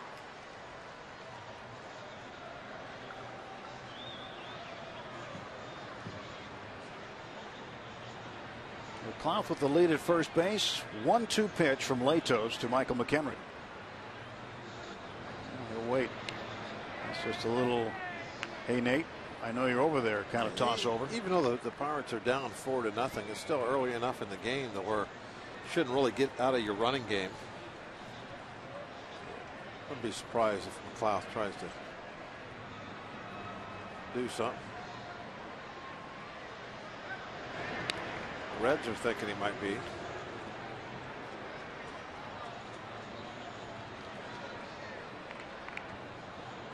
One of the best base stealers in recent Pirate history.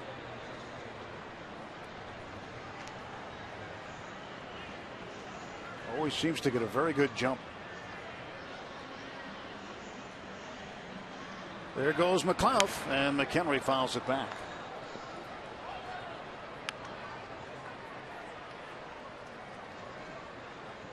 Nate had a good break.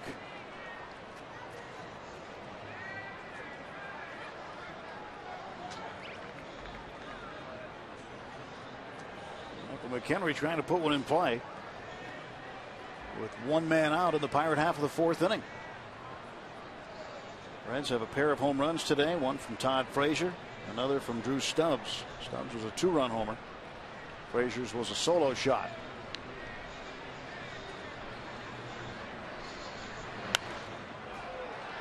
McHenry making Latos work to get him. It's turned into a little bit of a battle here. Yeah.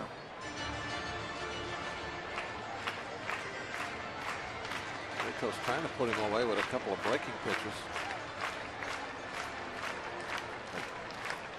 McHenry able to stay alive, foul him off. And again, peeking over at the bench to get the running game, what they plan to do to defend that. And the inside corner called strike 3, and McHenry's down on strikes for the second time this afternoon. Even can follow the Pirates with the MLB.com At-Bat 12 app for your iPhone, iPad, Android, BlackBerry, and Windows Mobile. Get live audio, pitch tracking, video highlights, and more. Text to 31826 or visit Pirates.com for details. Foolish Pleasure. They have Came up the river. come down. Yeah. I wonder how long it took them. I don't know. I've talked about for years that what a neat road trip that would be. Instead of renting an airplane, like we normally do, rent a boat. Who's we? The team. I mean, What team? Charlie Morton pops it up foul. And Votto with the catch. Well, you take the boat, I'll take the plane and meet you there. 4-0 Reds.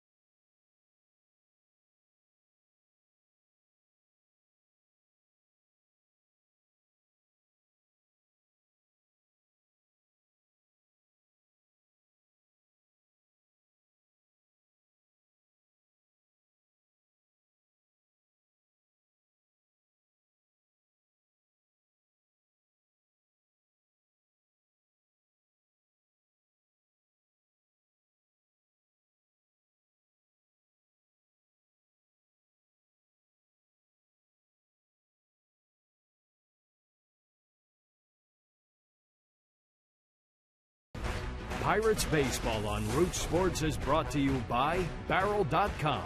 Definitely worth the click. By PNC Bank for the achiever in you. And by your Toyota dealer, where quality, dependability, and good MPG all come standard. Toyota, moving forward. Let's go Bucks!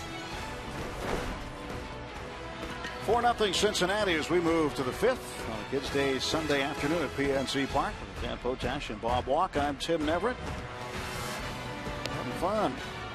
Maybe having some more fun if the Bucks could get a couple of runs, but Drew Stubbs has had an impact. He has scored a run in the first inning, scored a run in the third after driving himself and Zach Cozart in for this home run.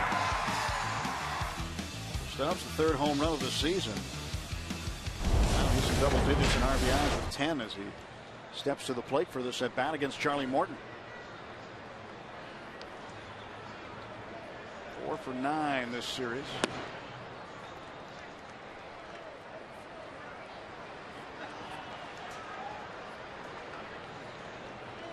Remember, Stubbs came up. He was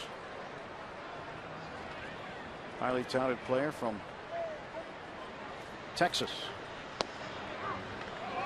And Daniel McCutchen, the day that Daniel made his major league debut, it was in Cincinnati. And those two knew each other from their college days, playing against one another in the Big 12. Daniel went to Oklahoma, and they actually were roommates in spring training when the Reds trained in Sarasota. Of course, the Pirates in Bradenton right next door, so they got together and shared a place one year there. And Stubbs hit the first home run that McCutchen ever gave up. Pedro cuts off Barnes. Spinning throw. Safe is Stubbs. Stubbs certainly has great speed, and he just showed it. Kind of reaching toward first base as he swung. That helped him get a good first step coming out of the box. And he makes it count. Alvarez, we know he's got an absolute gun. He put something on that throw, but Not in time. You know, when it gets over there quickly with the AGH cam, you got a good arm. Yeah. Well, it still has a comet tail on it. There goes the runner.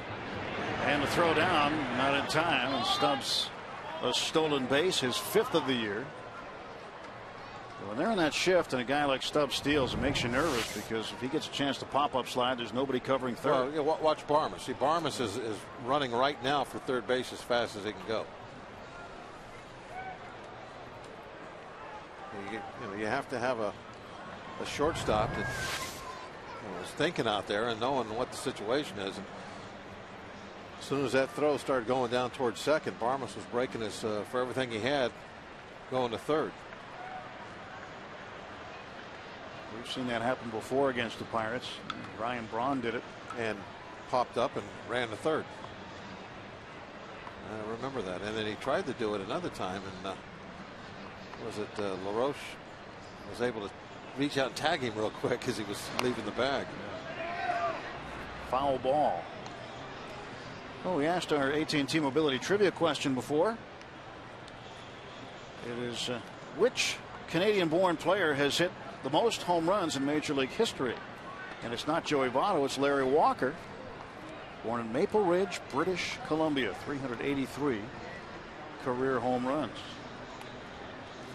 The Expos, Rockies, Cardinals, Larry Walker. Kind of thought, especially when he went to Colorado before they had the what do you call it where they put the baseballs? The humidor. Yeah. Before they had that, I mean, I kind of thought he would be a 500 home run guy before his career was over. But injuries kind of cut it short. 2 balls and 2 strikes. Well, Larry Walker, as a kid, was trying to make a junior hockey club in Regina, Saskatchewan, called the Regina Pats. He was a goalie, and he got cut. He was devastated. Probably the best thing that ever happened to him. Certainly he's a great baseball player. Great speed. He could run for a big man. He had a cannon for an arm. He had all the tools. Count is full now to Votto. But that's only part of it. You got to stay on the field, and he couldn't stay between the lines, especially toward the end of his career. So he ended up with 383 when I always thought he was capable of much more. But heck, 383 is not bad. No, that's real good. 3 balls, 2 strikes to Votto. Stubbs at second base. Long look in by Charlie Morton.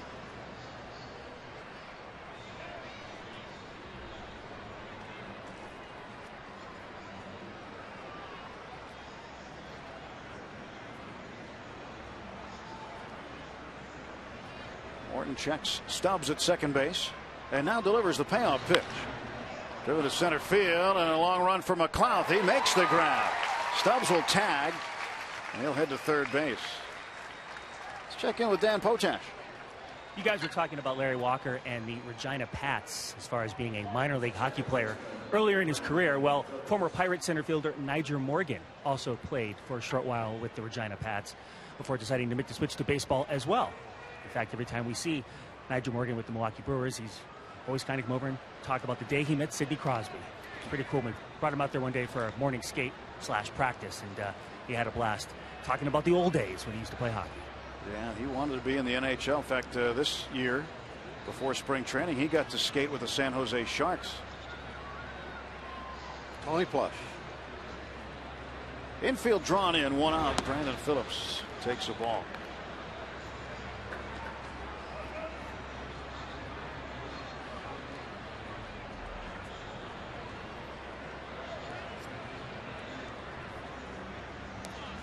Phillips, he's a big Twitter guy, Bob.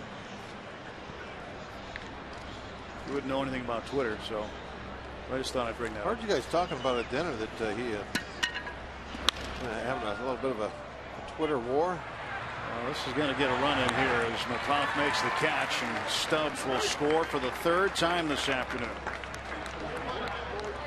Sacrifice fly for Phillips and his 9th run batted in. It's Twitter war. Is that where he's Take a look at his swing again. Able to get underneath that pitch and left it to the outfield. To center. He's twittering against somebody else on our team. Andrew McCutcheon. Just communicating. I haven't seen them. I was told about it.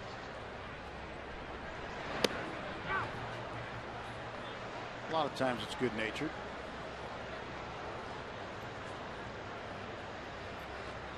5-0 Cincinnati.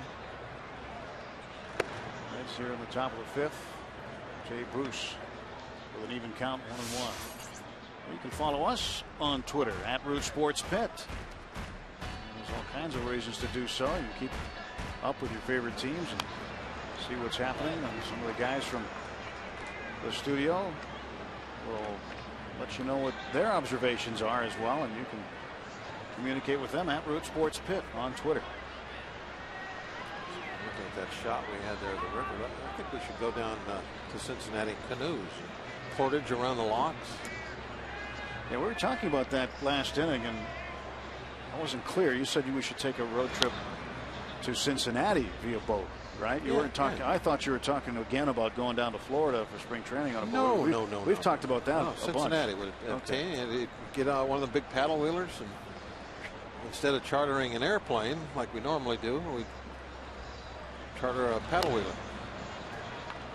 The players would well, that might not be so bad. I don't know what the time, how long it would take. You might have to do it when there's a day off, so you can have a really nice long travel day. But you just see J-Mac. Could you see him off the back of the boat doing a lot of fishing and all that sort of thing? Yeah, I could see it. Gets away from the fort. 2 balls and 2 strikes. Or you can just troll. Put a few lines in the water and troll. Yeah.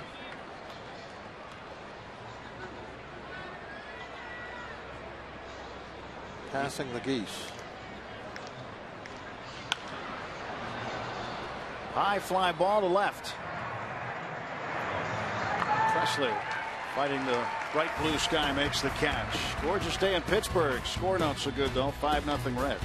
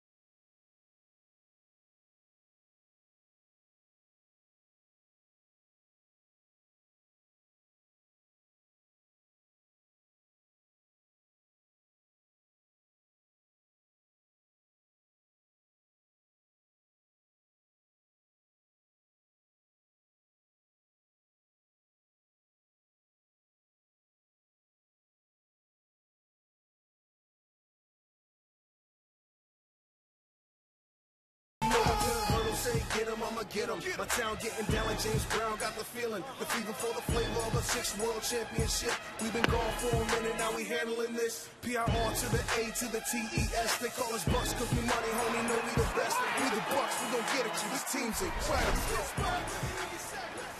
Pirates baseball on Root Sports. Go to the bottom of the 5th inning. 5-0 Cincinnati.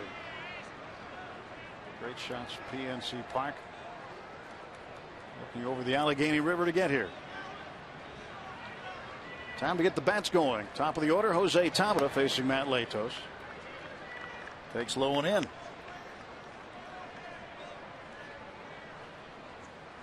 1 for 8 in the series. He got plunked in the first inning and then flied out to right field in the third.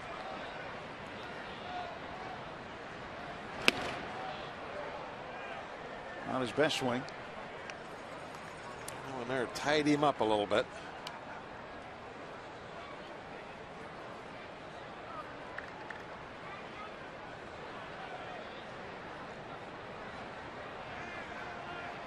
Latos now working quickly. The 1-1. Fought off foul. And a ball of 2 strikes to Jose.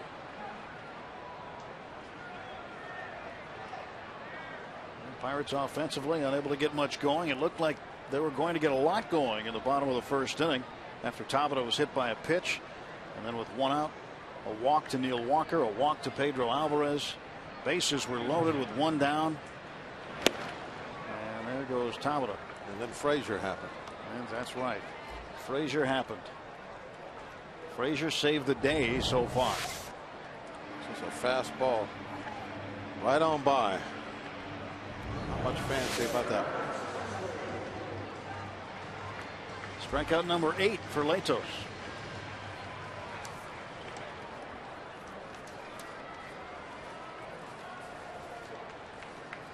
Here's Alex Presley, homered in last night's game.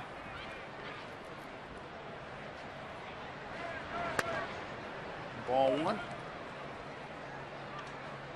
It's a season high in strikeouts now for Latos. Prior to today, his season high was 6 at St. Louis on the 18th of April.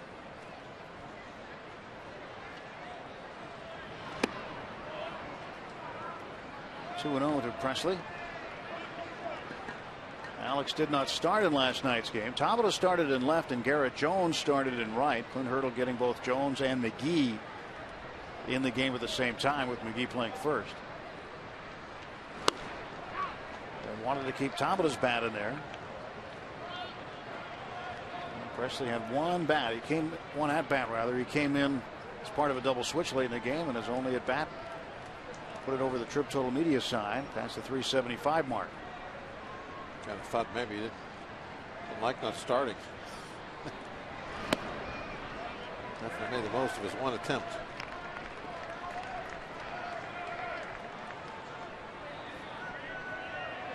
Latos ready. He wants to go, and Presley not settled in just yet.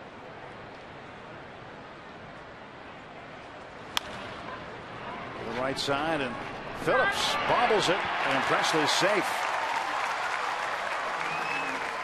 And that's an error charge to Brandon Phillips. Maybe that can help open the door for the Pirates offensively now. Phillips just muffs this one. I mean, there's no trying to spin that it was tough this or tough that. There's nothing tough about that at all.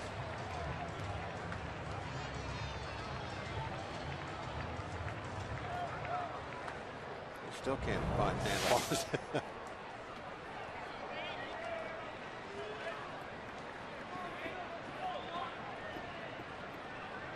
Neil Walker. Neil is 1 for 1. He walked back in the first, had a base hit in the third. Neil hit his first home run of the season last night.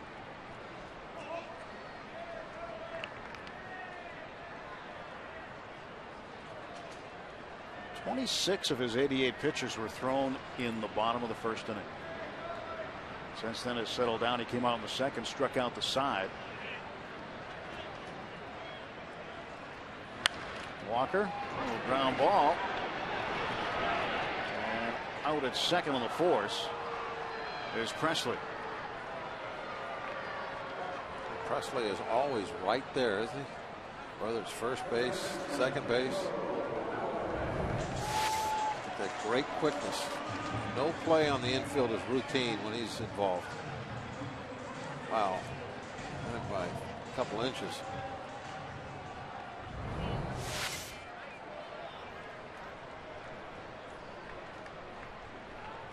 Pedro has walked twice today, but his last 2 at bats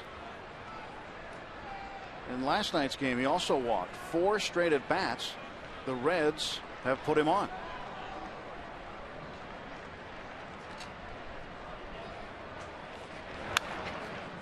goes after the first pitch and fouls it back.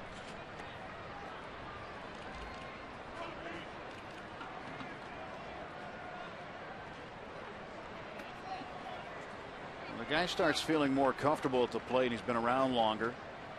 You start seeing pitchers over and over again. That can only help in the long run. And his comfort level at the plate, you'd hope that's the case with Pedro.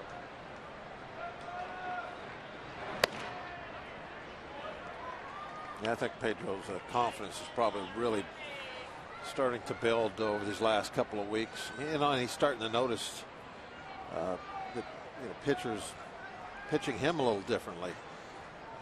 He said not necessarily during an at bat, but when he goes back and looks at the video, then he really is noticing, hey, they're not wanting to give me anything to hit, and that's a confidence booster too, because you start to actually think about, hey, those pitchers, they're a little afraid of me when I step in there. They know that I can change a game around with one swing, and so they're gonna be a little different when I get in there. Staying away on the outside. He's had first and the third pitches right there on the edge of the plate. 1-2 again outside, and Pedro almost took the head of McGee off in the on deck circle. Well, earlier on, this year, for instance, and during his first campaign with us, for sure, pitchers are wanting him to prove himself. They're coming at him with fastballs, wanting to see what kind of hitter he is. And I think he had to prove himself to everybody around the league that, hey, yeah, I can hit the ball out of the ballpark as good as anybody, and you're going to have to deal with that. And so now you see the pitchers are starting to make that adjustment. Foul tip into the mitt, and Alvarez down on strikes. 2 more strikeouts for Latos in the 5th. He's got 9.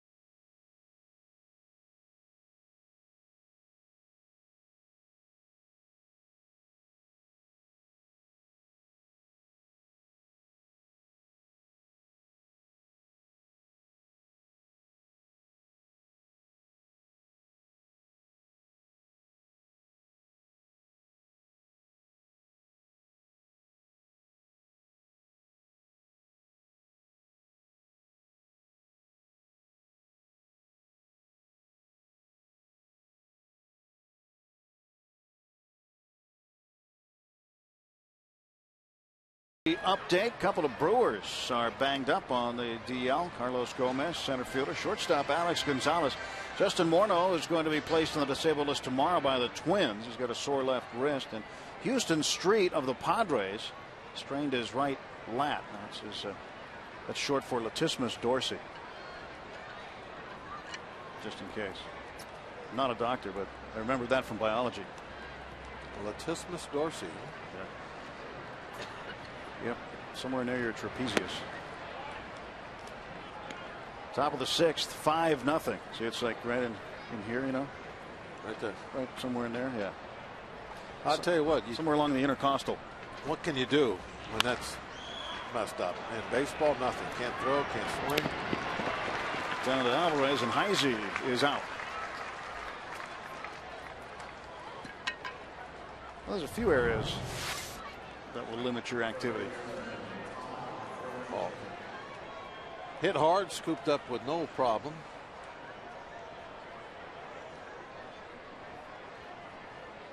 did look like he used the whole glove, though, didn't it? Yes. Started in the heel and ended up out on into the web. You know what injury you don't hear much about anymore? Let me think. Other than the foul ball off the foot. I mean, we hear intercostal, we hear oblique. Yeah, let me think. This is like a baseball injury that used to be maybe a couple of years ago. In fact, Nate McLeod had one a couple of years ago. Calf sprain. Huh?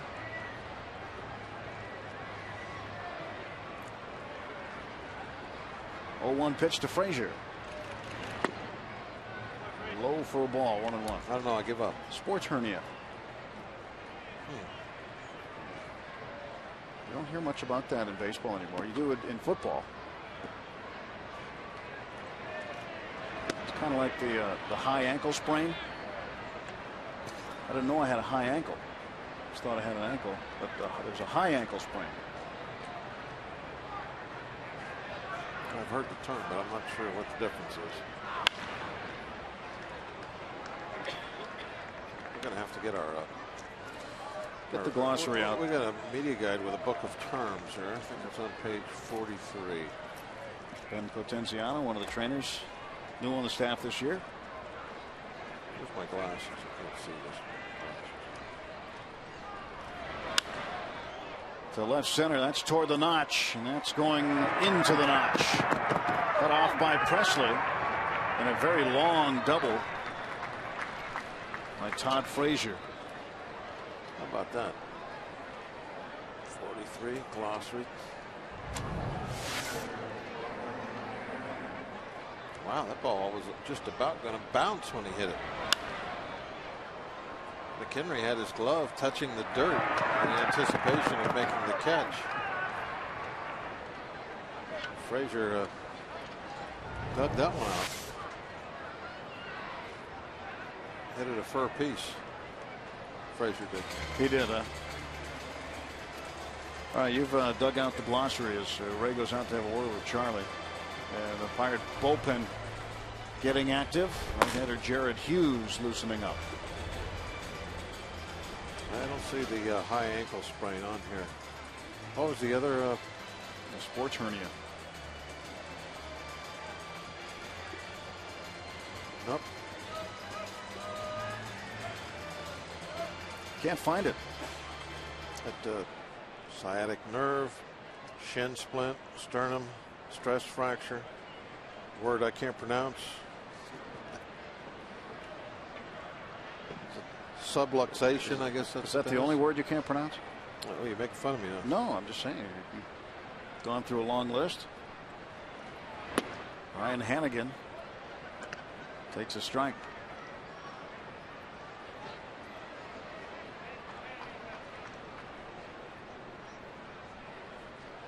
You got an ulnar sprain in there anywhere? 0-1 pitch. Swing and a miss. 1-2. Got an ulnar nerve. Okay. It's a nerve that's in the elbow that's commonly irritated from excessive throwing. How's your ulnar nerve? I don't throw anymore. It feels great. But you feel that little, there's a little groove in your elbow. Oh, ulnar nerve is in that little area. To Barmas at short. 2 outs. And safe at third base is Todd Frazier. 6-3 on the put out. That'll bring up Matt Latos. Thanks for the book. We talked at the beginning of the show that Latos can do a little something with the bat, so you don't want to give in here and take a deep breath. Think you're out of the inning because you have a pitcher hitting in 2 outs. Go hard at him. Well, I guess to answer the reason why we don't hear about those injuries is because they're not in the glossary anymore. No, I don't see them in the glossary anymore. So no one talks about them because they're not in the glossary. Latos, a big cut. 1 ball and 1 strike.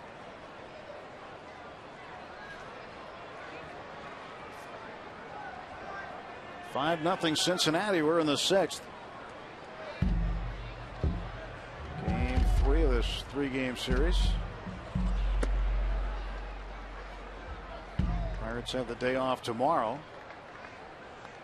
and then begin a series with the Washington Nationals Tuesday. And they'll wrap that with a series with the Houston Astros on the weekend. 1 strike pitch is low. 3-1. We don't need to be this careful with him. I just meant, don't just take him for granted. See what Charlie does here. 3-1. Don't walk him. This is a swinging strike, and that fills up the count. I'm surprised that he wasn't taking 3-1. Well, he does have 2 career home runs. He wants to. He'd love to get another. He's swinging.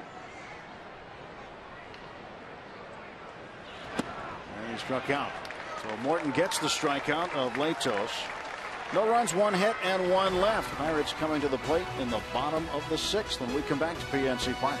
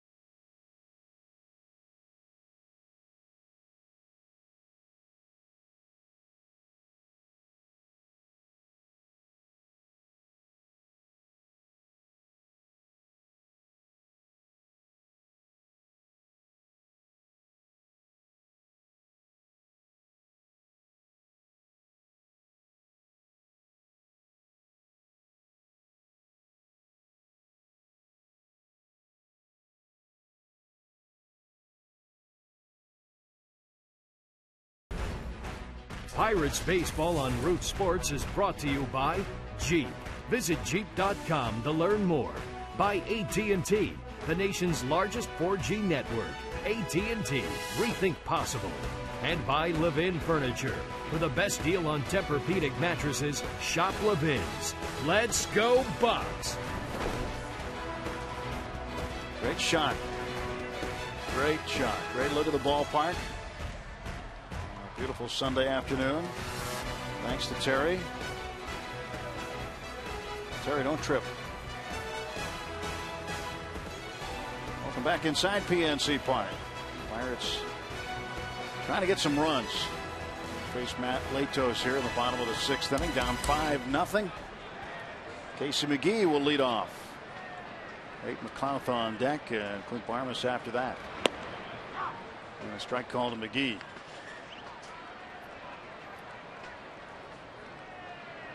Talked about it before. The biggest at bat in the game may have been McGee's in the 1st inning. The bases loaded when he hammered one down to 3rd, and Frazier made an incredible stop on him, preventing any runs from scoring. An absolute rocket was shot down to 3rd base off the bat of McGee. I agree with you 100%. That's a whole different ball game. I mean, this Pirates are off and running at that point. 3 in the 1st, and just turn the game completely around. 0-2, swing and a miss, and a strikeout for Latos. That's his 10th. That equals his career high. Fastball upstairs, got a little zip on it. 94, 95. Well, the good thing is it's almost at 100 pitches, and that's the magic number nowadays. So Latos will probably be gone after the 6th.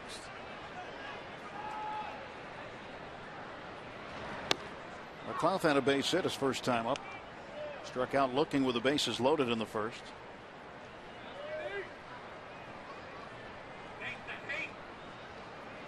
Oh, and 1 to Nate.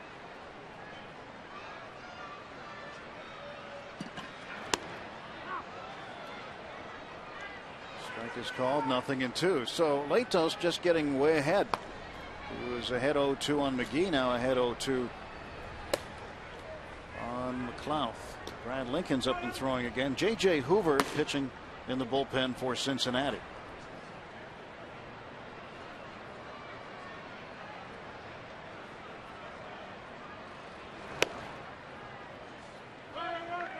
Pitch inside, 1-2. So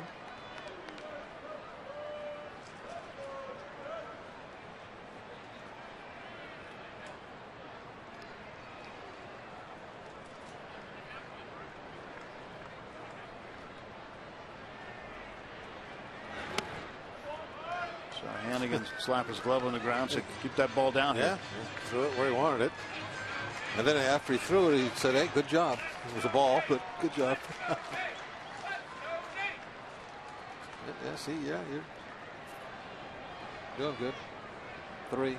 Comes a slider. McLeod rolls it toward first. Very close play. Wow, nice play by hung on to it. Both of them. Votto, Latos for being there.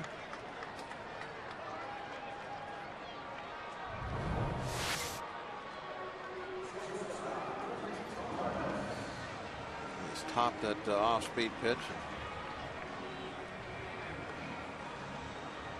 Votto lays it right out in front of him too, or he can just run into it. Pretty slick. So that worked out for the Reds. 2 down. And Clint Barmas 0 for 2. Struck out twice. Latos now over 100 pitches. Guess both guys will be done. I think so. Since Lincoln's up for the 2nd time.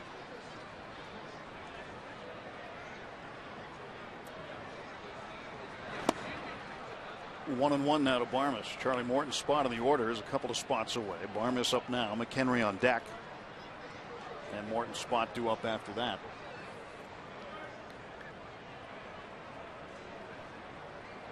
Over his season average of 100.2. This one will be out of play down the right side.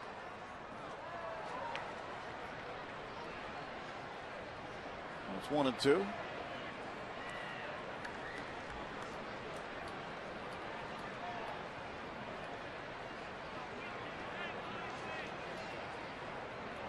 Matt Latos ready to go with a 1-2 count. Barmas stays alive.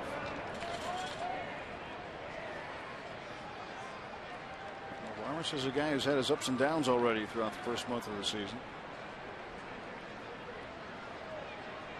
There you go. That's a great souvenir, huh?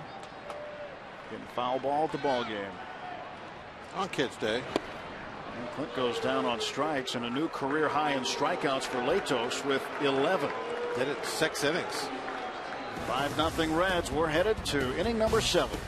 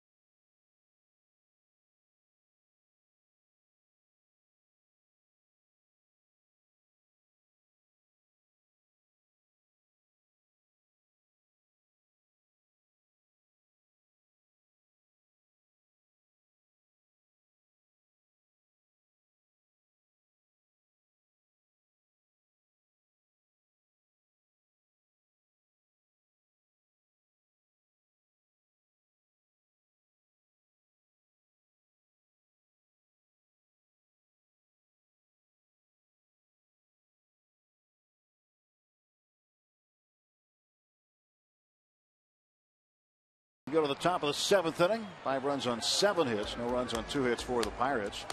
Well, he's got a World Series ring and answers to your Pirates questions. So don't be shy. Ask Teak. Text the keyword Teak followed by your questions and name to 412-412. And you can ask former Pirates pitcher Kent Tekulve. Here's a good question for Teak. He's played for both the Pirates and the Reds. Ask Teak how long it takes to get to Cincinnati by a river. Maybe he'll know. Maybe he will know. He may have taken a riverboat. Brad Lincoln takes over for Charlie Morton. Facing the top of the order, Zach Cozart. Check swing, foul ball. So Morton goes 6. And Lincoln, ERA of 0.87. But Lincoln 6 innings, 7 hits. Of the 5 runs, 4 of them are earned. Walk 2. Both of those guys came around to score. And a base hit. So Cozart greets Lincoln with a single.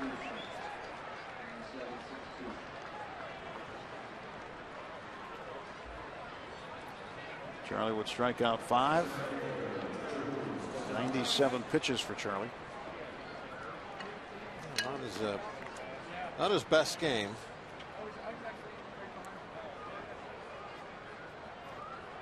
Charlie's on the hook right now.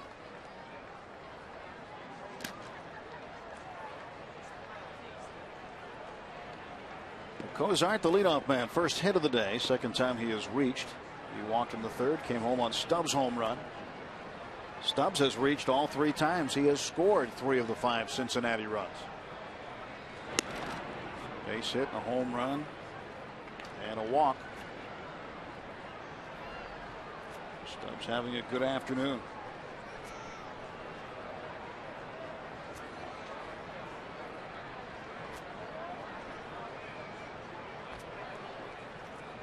Brad Lincoln shaved his head the other day.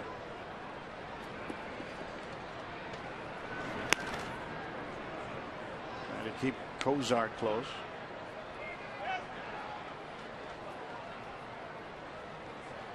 Saw Brad 2 days ago. He had hair. Looks like he needs to put a little suntan lotion back there a little bit.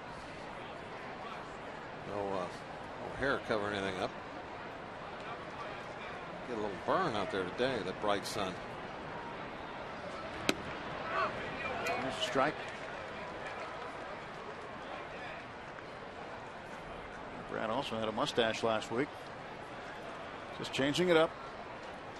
See guys doing this during the baseball season often. They'll just change things up.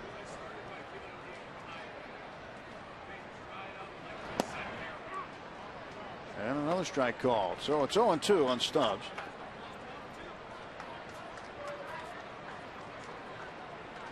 I don't think he's shaved very often. He hasn't changed it up for a little while. So we've been sticking with that look for some time, I would guess. Here comes the 0-2 from Lincoln to Drew Stubbs. Ground ball into left field on a base hit. Lost him on an 0-2 pitch.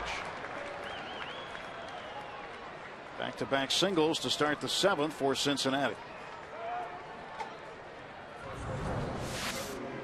You never like to give up base hits on an 0-2 situation, but 5-0 game in the 7th makes it even worse because you have to be perfect from here on out. 5 runs is tough enough to try and come back with just 3 innings left. Pirates want to have any kind of shot at this. They got to put up zeros now. Although I think Latos is done. Well, at least we'll get into the bullpen. It was reported to me that Latos received some handshakes, which normally means good job, you're done for the day.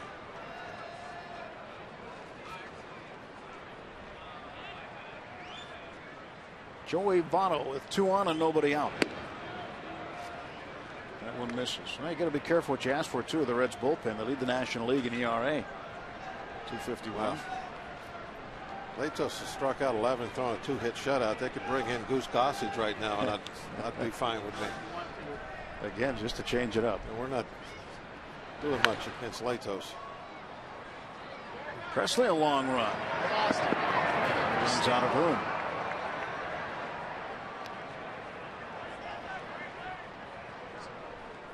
Yes, indeed. You got it.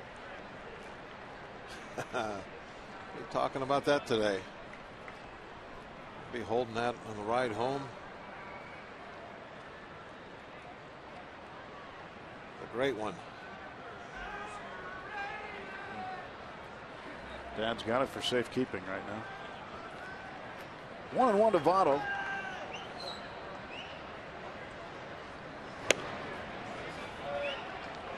Didn't miss by much. I don't think a pretty good pitch. He's looking straight down at it. I wasn't watching the monitor on it. 2 balls, 1 strike. Votto today with an RBI single in the first. 1 for 3, and now he takes a strike. 2-2.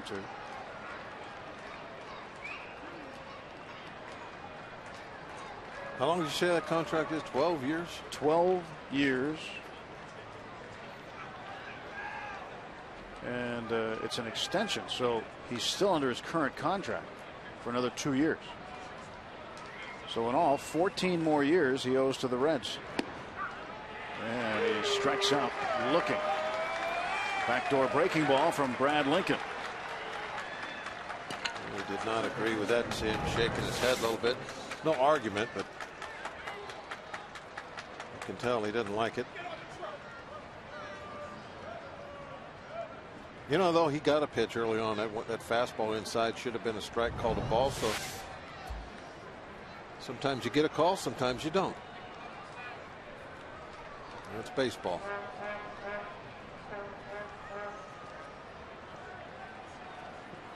One out, Brandon Phillips at the plate. He's hit into 1 double play today. It was in the first inning. Went around the horn, 5-4-3 to end the inning.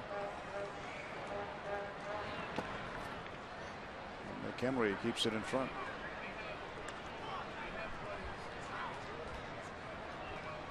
Yeah, the Reds had signed Votto to that huge deal. And then a couple of days later, they signed Phillips to a long-term deal.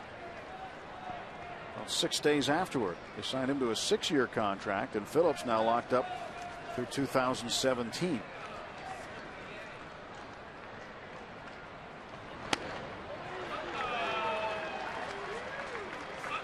Lincoln, 94 miles an hour. Last year, Jay Bruce got himself a pretty decent deal. For the long term. Kind of boring in Cincinnati, isn't it? The same guys year after year. Be like the old days. Well, it'll be okay if they win. Breaking ball for a strike. Phillips gave ground on that one. Saw the knees buckle a little.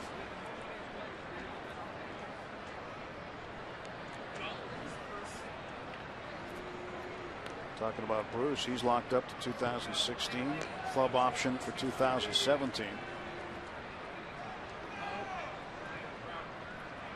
1-2 to Brandon Phillips. 2 on and 1 man out for Cincinnati.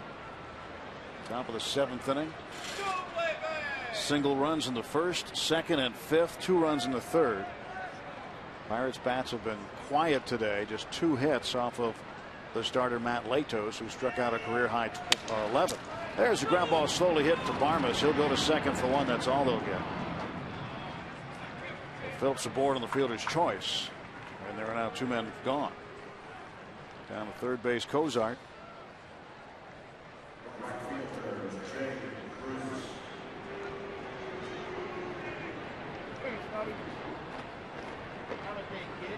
Be careful with this next guy.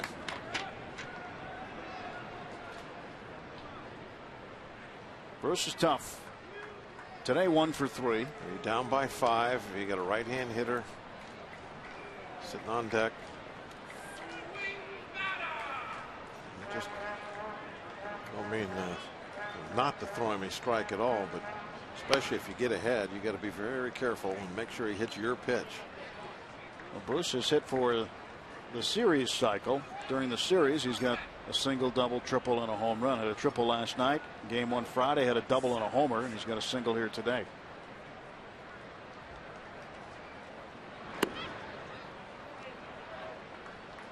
Two and 0.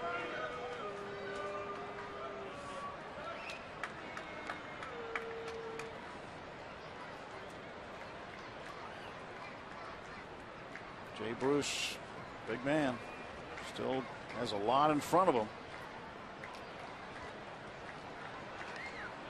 Just a little over 3 years of service time in the big leagues.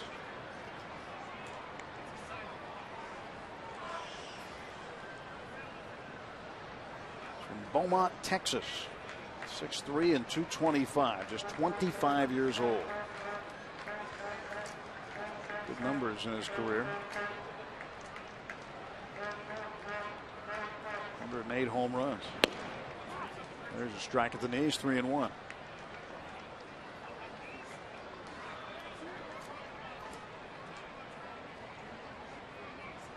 Bruce, an all-star last year, and he was also a finalist for a Gold Glove. He turned 25 just 3 days before opening day this year. And the 3-1 will wait. There's certain players that you hear about when they're in the minor leagues, like Bryce Harper, for instance. Just guys that you kind of anticipate them getting to the big leagues. Bruce is one of those. We would hear, being in the same division with Cincinnati, a lot about him, and he certainly turned out to be an awfully good player. Walker throws him out. Nothing across, 2 hits and 2 left. It is stretch time here at PNC Park, middle of the 7th. Score 5-0 in favor of Cincinnati. We're going to take you out and around PNC Park for the 7th inning stretch here on Root Sports. Ladies and gentlemen, we invite you now to stand.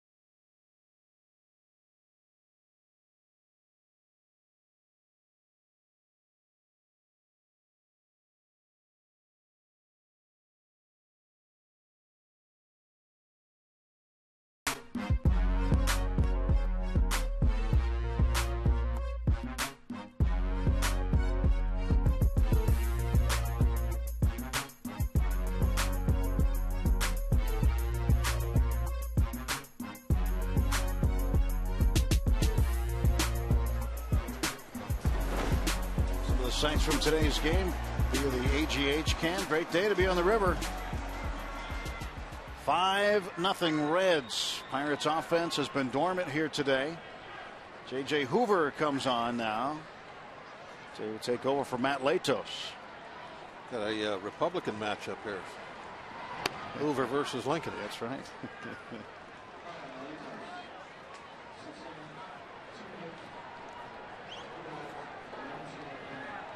Michael McHenry trying to get things going here in the 7th inning. And it's outside for a ball, 1-1.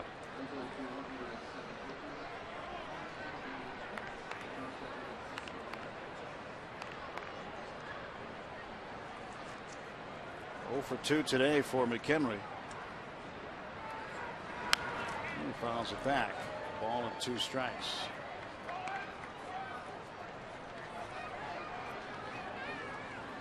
Well, it depends on which Hoover you're talking about. Either Herbert or J. Edgar. Be the head of the CIA out there. I was thinking mainly presidents, and that would be FBI, not CIA. FBI, I'm sorry. Did I say CIA? FBI. I don't know. They got a file on you, Bob. I'm sure they do. That's why nowadays I keep a low profile.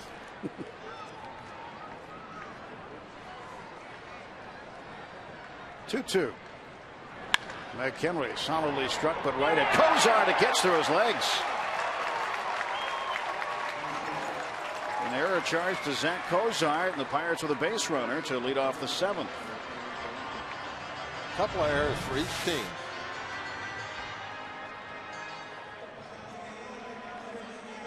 Well, since you were asking me about Cozart and how much I liked him, well, he struck out while he was hitting, and now he boots an easy one. Hey, he just brought the glove up, and that ball snuck underneath it. So your opinion in one day has changed on him? No, it's just that my opinion seems to jinx everybody. They start talking bad about everybody, and then they'll play well. There's Jermichael Navarro pinch hitting. Did he go? No, he didn't go. Well, first base umpire Darrell Cousins disagrees. And his word trumps mine.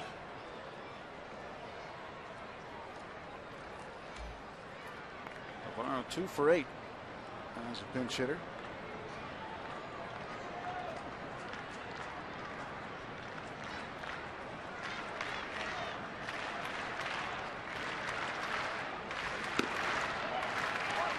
One, that one up high. So Lincoln only goes an inning, gives up 2 hits, no runs, got 1 strikeout. Didn't walk anybody.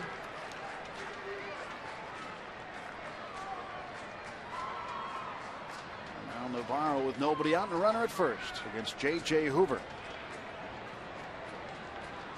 A strike on the corner.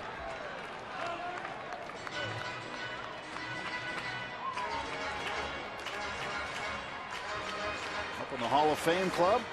You don't need a special ticket to get in there. Just a regular game ticket will get you in there. Hall of Fame club overlooks left field. It's certainly a good place to go spend a couple innings. Yes, sir. Especially on a warm day. Over and have something iced down a little bit on the cool side. Sure, there's plenty of options. Yep. Lots of options. That is Jolly Roger. Hoping the Pirates can come back and raise that up. We got to do a game right there in that same window a few years back. A lot of fun at night. Quite a place to watch a game from.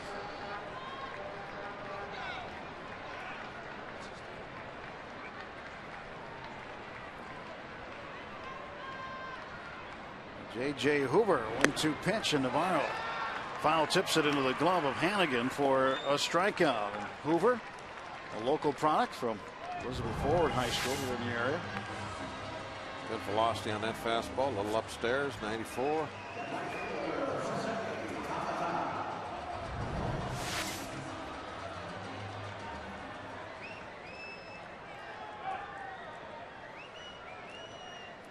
Clint not liking what he's seeing from the offense today.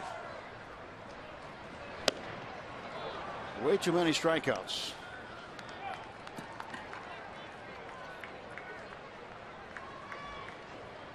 Not happy. Work with the bats. A lot of Ks.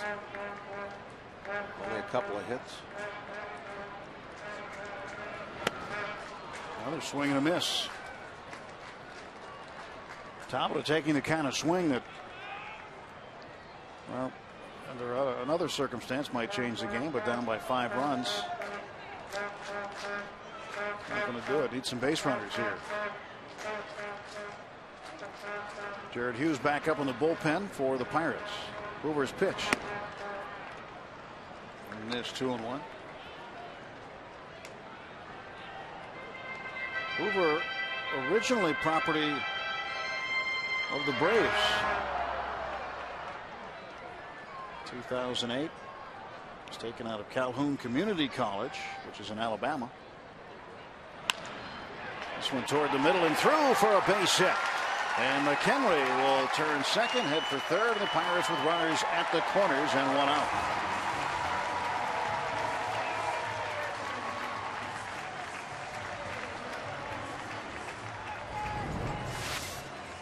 A little worried when this ball first came off the bat. Didn't know if it was going to sneak through. You can see Phillips was pretty close to that ball. Maybe that's a little bit of a break we needed. We got the air, get a runner on, and now a ground ball finds a hole. Running out of time. Need somebody to do something special with an extra base hit, or even put one over the fence. Presley hit one out last night. Walker on deck. Put one up into the right field bleachers. Almost got it up over the fence. The back fence of the bleachers. Presley always thinking about a line drive. Home runs take care of themselves. He's not a home run hitter, so he can't really ever go up there with that in mind. If it happens, it happens. But he's the place setter. He wants to get himself on base. A 1-0. That one's popped back and out of play. Last night, and his only at bat, faced Mike Leake and took him deep. You know, the most impressive thing out of that replay was watching what he did after he hit the ball. He is just so consistent with the running to first base. It's amazing. He hits the ball out of the ballpark and he took off like he just laid down a bunt. He's had some good coaching along the way. Some of that stuff you learn early, some of it you don't. Foul back, but the stuff you learn early usually stays with you. Watch Presley. Look at him, head down, takes off. He did take a little peek right there as he got to first and saw that was out. But those first 3 or 4 steps, he's got his head down, he's looking in front of him, and he's digging hard. And that's paid off for him at least 3 or 4 times this year.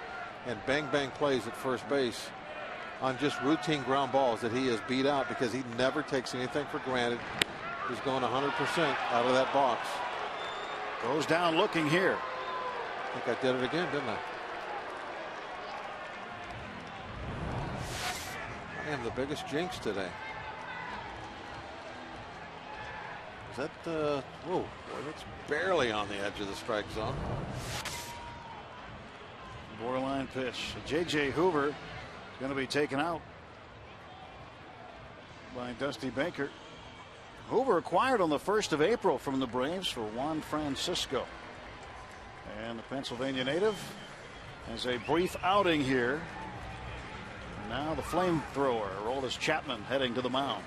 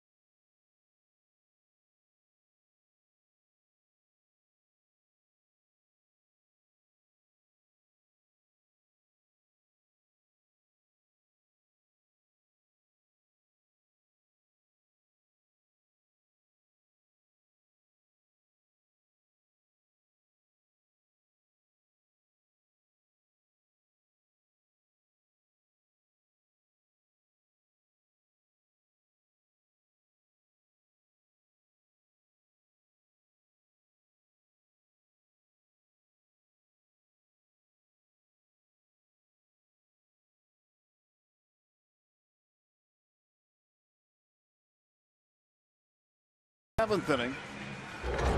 And Matt Latos struck out a career high 11. He went 6, gave up only 2 hits. Things did not start off well for him. He loaded the bases with a hit batsman and 2 walks. Pirates couldn't cash in. And then Latos took advantage and fired a lot of fastballs or strikes. Definitely had a great day with the swings and misses. It was as tough as it gets. 6 innings, 11 strikeouts, and just a couple of hits. 107 pitches over his average. Averages 100 pitches or so. Well, Neil Walker's going to see some fastballs now. Yes, he will. Aroldis Chapman, the Cuban defector. He throws strike 1. 96. He threw a fastball to Andrew McCutchen in Cincinnati that registered on the gun at Great American Ballpark on the stadium radar at 106.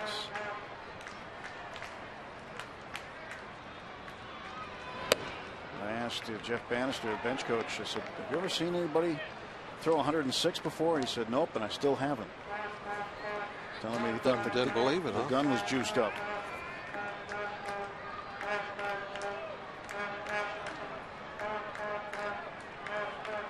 And I asked McCutchen what it looked like. He said fast.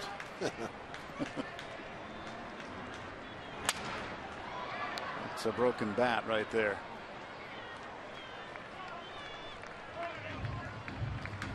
Well, Neil Walker's been able to hit Aroldis Chapman, though. He's faced him 3 times in the big leagues. He's 2 for 3 with a couple RBIs off of him. Faced him in the minor leagues as well.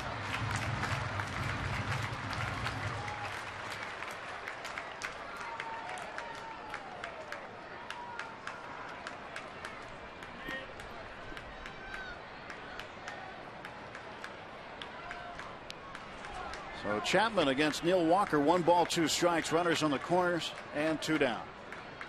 Chapman's pitch is belted deep. That hung up there. Looked like he got a lot of it, a lot more of it than he did, but it hung up there for Stubbs. And that's the end of the 7th. We go to the 8th, 5-0 Cincinnati.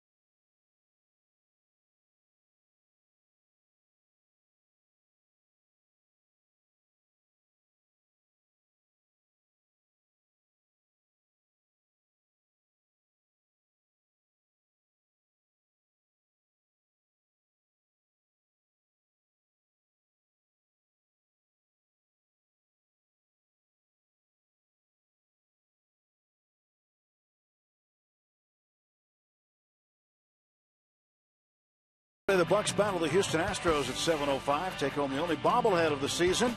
All fans get a Joel Hanrahan All-Star bobblehead. Compliments of Pirates.com. It's also an Eaton Park Scratch and Win Saturday. All fans receive a scratch card. Good for prizes from Eaton Park. For tickets, visit Pirates.com. Jamaica Navarro remains in the game, and he'll play left field. He'll stay batting in the 9 spot. And coming out is Presley. Jared Hughes is now on the hill. Third pitcher used this afternoon by Clint Hurdle.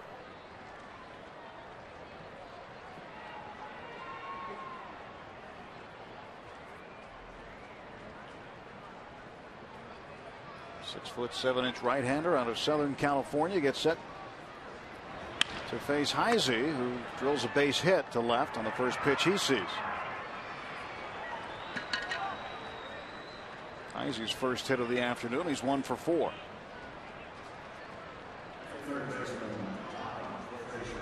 Hughes, he's got a pretty good sinker ball of his own. He needs to use it right now.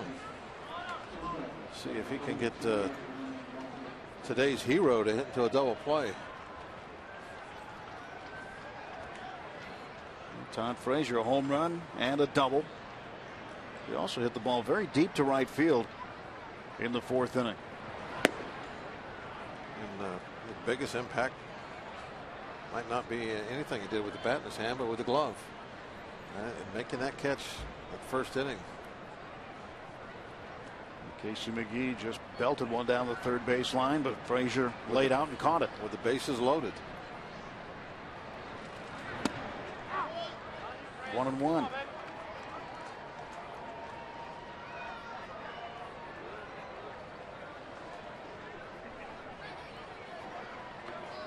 Pretty long look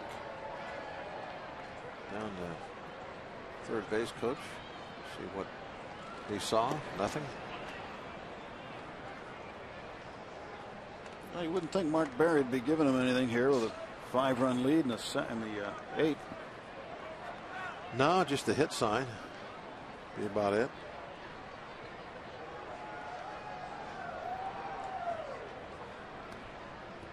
Billy Hatcher over there at first. This one's fouled off.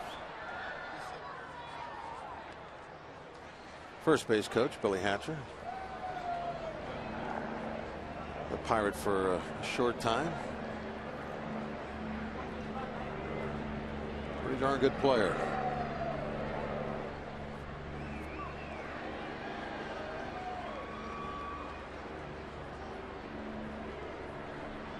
Hughes ready to go, and the pitch to Frazier. Ground ball to third. Pedro's got it off to Walker for 1. The turn, double play. And Heise really gave Walker a run for his money around second base, and Neil hung in there. Ended up on the ground, but Heise, a good hard slide. Yeah, the around the horn double plays usually kind of take their tolls on the second baseman. Ball just doesn't get there quite as quickly as it does from the shortstop, so you know you're going to maybe take a little contact when you make that turn. Now Ryan Hannigan, nobody on, 2 down. First ball swinging, rolls it to Pedro. High throw, and McGee comes down to the bag. No runs, 1 hit, and that is it. On to the bottom of the 8th when we come back on Root Sports.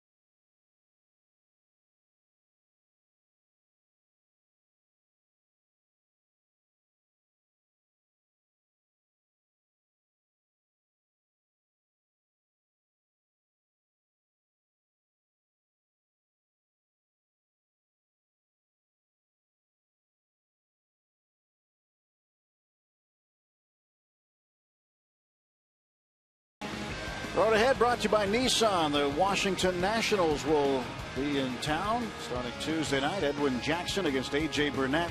It's a matchup in Game 1. Ross Detweiler's pitched well for the Nats. He'll face Eric Bedard, one of the league leaders in strikeouts with 37. And Steven Strasburg makes his first start here at PNC Park. He's 2-0. He'll face Kevin Correa. Strasburg is pretty good at the strikeout pitch himself. Yes, he is. Strasburg can throw it hard, and so can this guy, Aroldis Chapman. Chapman defected from the Netherlands. He was in the Netherlands with the Cuban national team on July 1st, 2009, and for whatever reason, the Cuban contingent didn't confiscate the players' passports. Usually what they would do, and they'd go to these world tournaments, is they'd keep the players' passports, so they really can't go anywhere. Nice regime. Yeah, but what they did was they didn't take him for some reason, and Chapman said, "Hey, I got a passport. I'm out of here." And that's what he did. Jumped ship in the Netherlands. Now lives in Florida.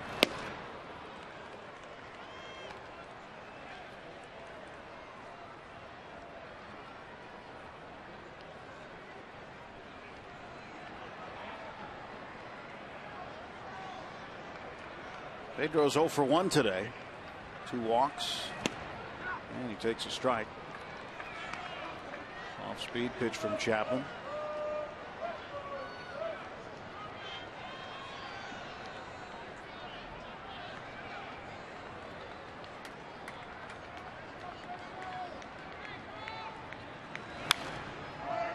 This one is out of play. Stays 0-2. Well, after Chapman left the Netherlands, when he defected, he went to Barcelona, Spain. We go, Bucks! Let's go, Bucks! Let's go, Road! And eventually found his way to the United States, where he signed a 5-year, $25 million contract with the Reds. Alvarez up in the air to left field. Over by the line is Heisey. Ball drifting, and Heisey makes the catch on top of the railing. The slice just kept taking it further and further toward the stands, but Heisey would not say no. Stayed right with it.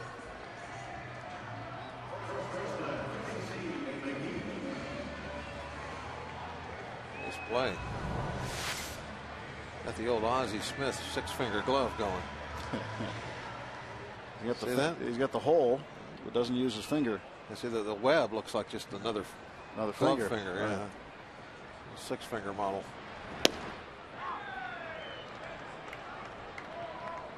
That's a classic. Got some long laces on that glove too. Flop around. That's kind of a style thing, I believe. There's no purpose for it other than that. In the old days, too many years ago, they might even still do it. If somebody went out to try and pitch with a glove like that, they wouldn't. They had a maximum length that they would allow those laces to be swinging around. You're worried, I guess, you would be maybe a distraction to the hitter.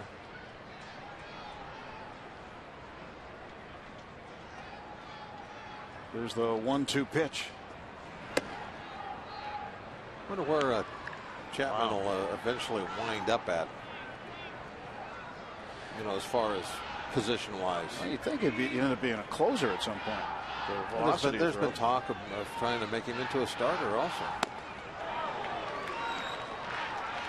2 pitches ago, he hit the century mark with 100. That one 98, and he strikes out McGee.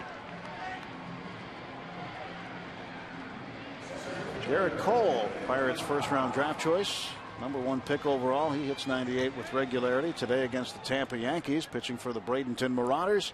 5 innings, 3 hits, 2 earned runs. He struck out 5 and walked 3.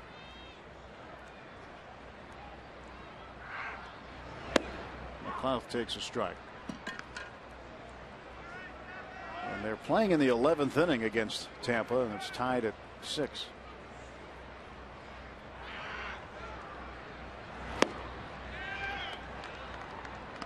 Garrett Cole you're probably not going to see too many lines with him more than 5 innings, if you see any. It's just starting pitchers like that, he and Jameson Tyone, they're not going to go very deep. Tyone did get a 6-inning line recently and got a win. And not anymore. You don't see that. That's a kind of a new thing that's happened in baseball. Yeah, but actually, it's probably been over about the last 15, 20 years. Cole went 6 his last time out, but just 5 today. Just to get him acclimated, huh? Just to get him stretched out, ready to learn how to be a starter at the upper levels. Don't ask me why they do it. I just know they do it.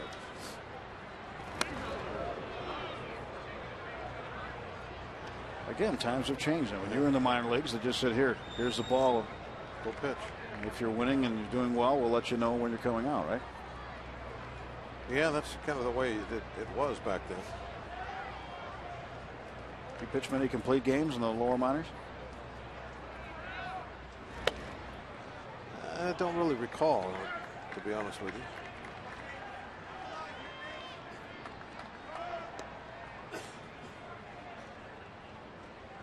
Well, I can understand. It wasn't as though it was yesterday. You're talking about the ancient history. Oh, breaking ball got McClough. So Chapman gets him in order, and he strikes out 2 in the 8th. On to the 9th at PNC Park.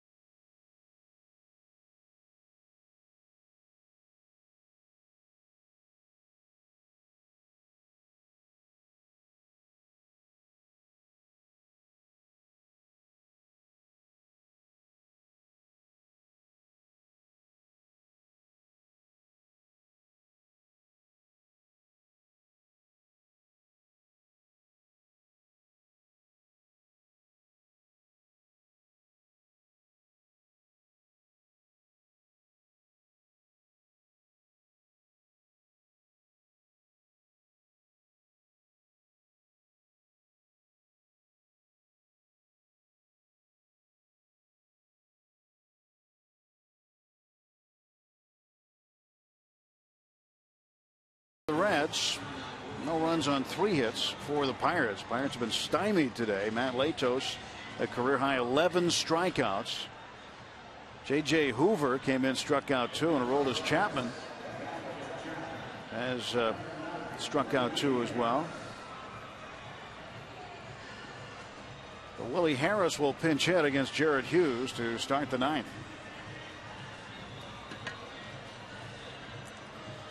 Sitting in the 9th spot. A chance to get an at bat here late, but just nothing going for the Pirates offensively. It looked like it was going to be a good day right off the hop. They had the bases loaded, 1 out in the 1st. Without the benefit even of a base hit. Yeah, hit batsman 2 walks. There is swing and a miss.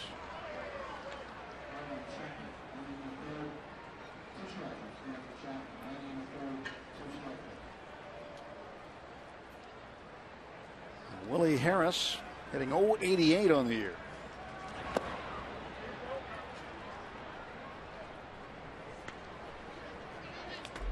Harris has been around, 33 years old.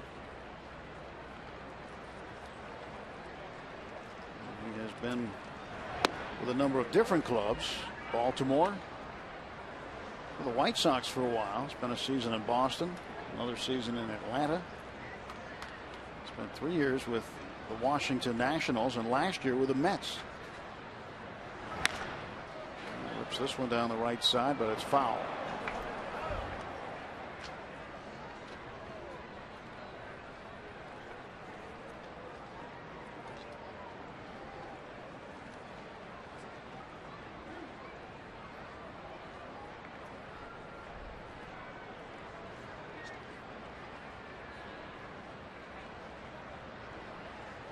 So Hughes pitching to Willie Harris, the 2-2. He slaps this one foul down the left side. Pretty defensive swing on that one. It is definitely a 2-strike approach.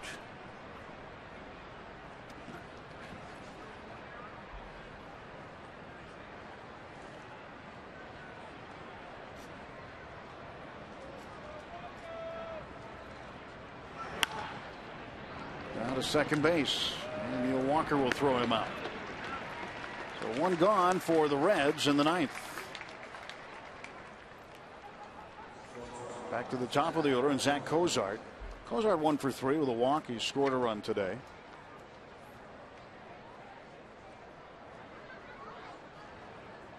Busy day on the North Shore today. Marathon run this morning. It was won by James Kerwa from Kenya. Kids Day Sunday here. Was he the favorite? You know, I don't know if he was a favorite. Well, he ran a good time though, 2:14 and change. 1-1 to Cozart.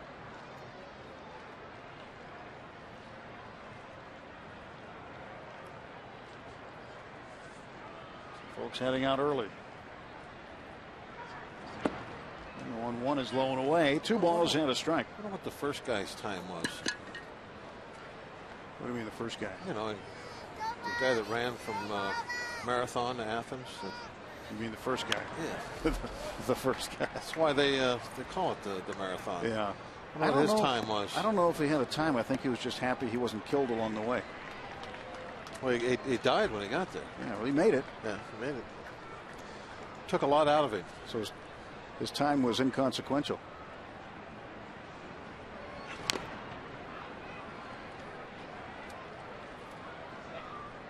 It was an important message he delivered. I don't know what it was, but Nike. What? Nike. That's what he said when he got there. What, buy stock in Nike? No, Nike. Oh, it's great for victory. Right.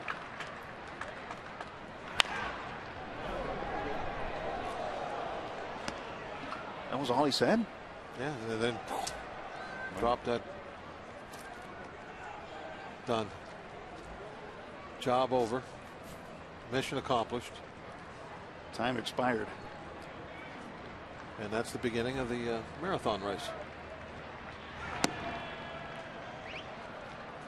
3 balls and 2 strikes. But we don't know what his time was. We don't. I'm guessing it wasn't as good as 2:14 and change. I'm guessing you're right. Probably running in sandals.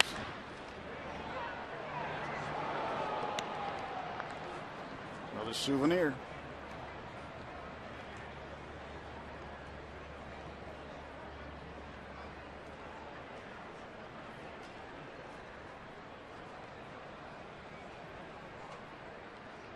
This will be the 9th pitch of the at bat. And a walk to Cozart. Well, Cozart wins the battle for now. And the battle will be Drew Stubbs.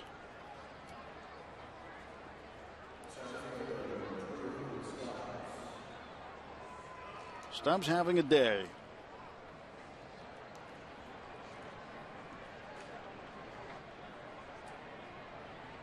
Center fielder batting in the 2-hole for Dusty Baker's Reds. Reds 13 and 13. They're 5 and 7 on the road. Looking for their 6th road win of the year. Pirates are 6 and 5 at home. Going to see a lot of the Reds this month. They come back real quick.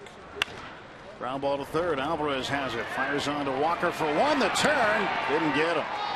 Tough throw by Alvarez to Walker. Walker had to go up and made sure he got the 1 out. So Cozart is erased and Stubbs aboard on the fielder's choice. Yeah, this was not the best feed that Pedro could have gave Walker. I don't know if it mattered. Looked like Stubbs pretty well by the bag in that replay. It's a tough one to turn, though. With Votto up, they go to the shift again. Pedro out in right field.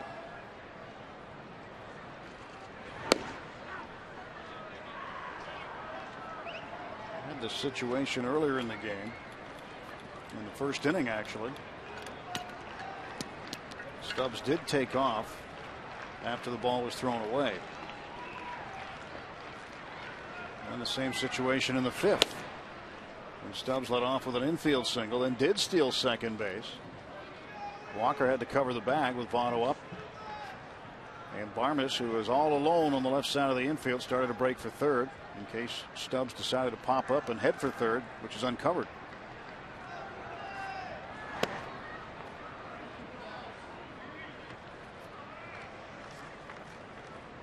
Saw Eric Hinsky in Atlanta take his bunt base hit when the Pirates shifted on him. Or was it Hinsky there, or was it somebody in St. Louis? Somebody. No, it was Hinsky. It was Hinsky, okay. We saw it on the last road trip. Well, normally you aren't ever going to see anybody do that with 2 outs. You're going to see those guys are all swing the bat. Right. It'd be very surprising if Votto would lay one down with 2 outs and a man on base. He wants to swing. I mean, doesn't get to swing. Second walk issued by Hughes. Stubbs over to second. Hughes at first. 2 men out, top of the ninth. Brandon Phillips walking to the plate.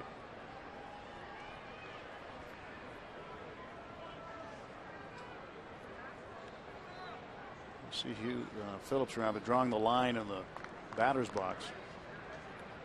Line in the sand. Not much sand down there, I wouldn't think.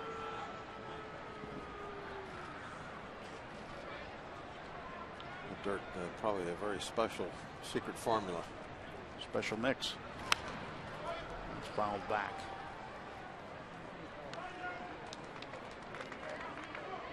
Yeah, that's not just some dirt that they went outside the ballpark and got a shovel full of.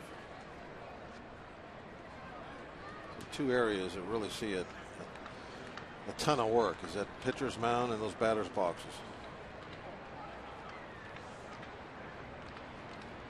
Some big league dirt right there. Stubbs gets back.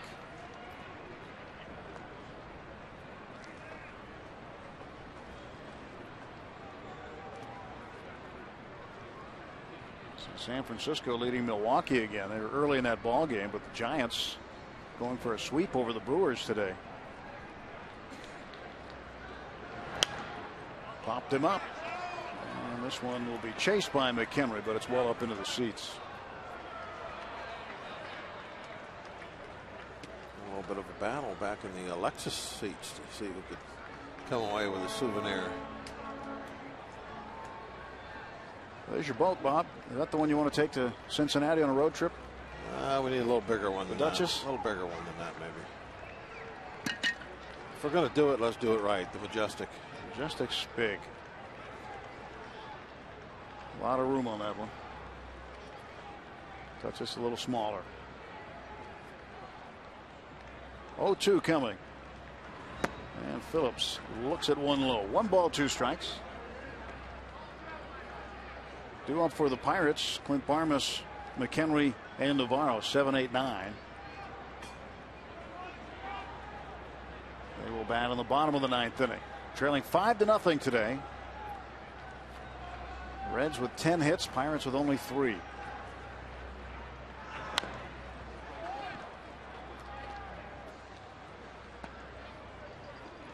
Johnny Cueto over the Reds pitched a complete game in game 1.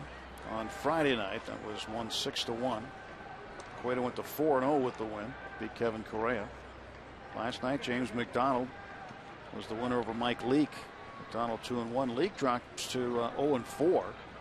Joel Hanrahan picked up his 5th save of the year. Playable for Tabata. And he makes the catch. Nothing across, and the last wraps for the Pirates coming up, down 5.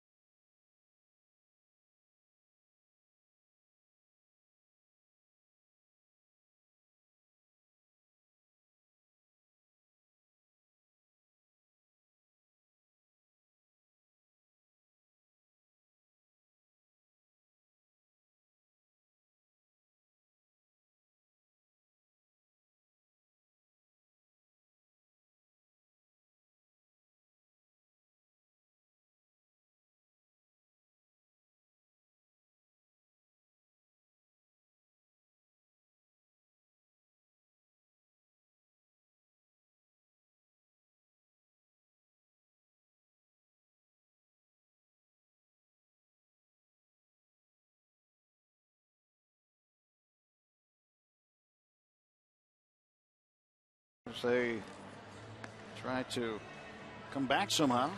There's Rob King and Kent Jacoby. Post game coming up next. We'll break this one down. You'll hear what Clint Hurdle has to say, and you get all the details about this game from Rob Antique. That's all coming up. It's a broadcast live from section 103 today. This is the new set this year for Root Sports programming from the ballpark.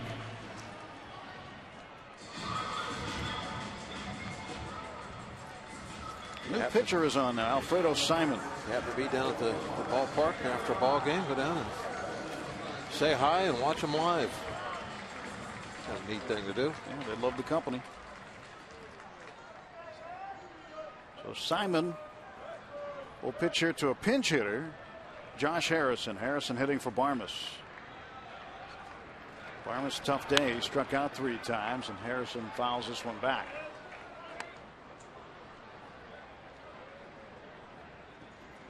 One for 12 as a pinch hitter.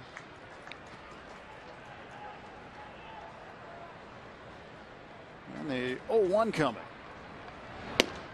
In for a strike, 0-2.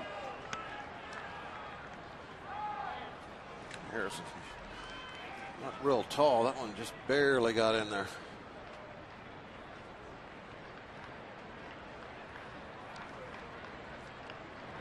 And he strikes out. 16 strikeouts today by Pirates hitters.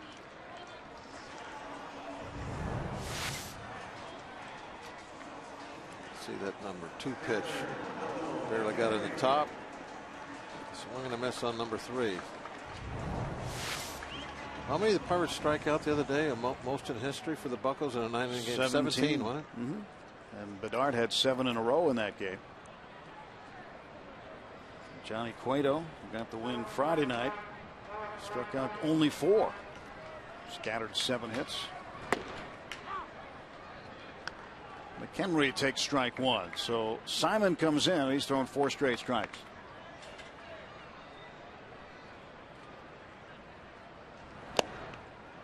Make it 5.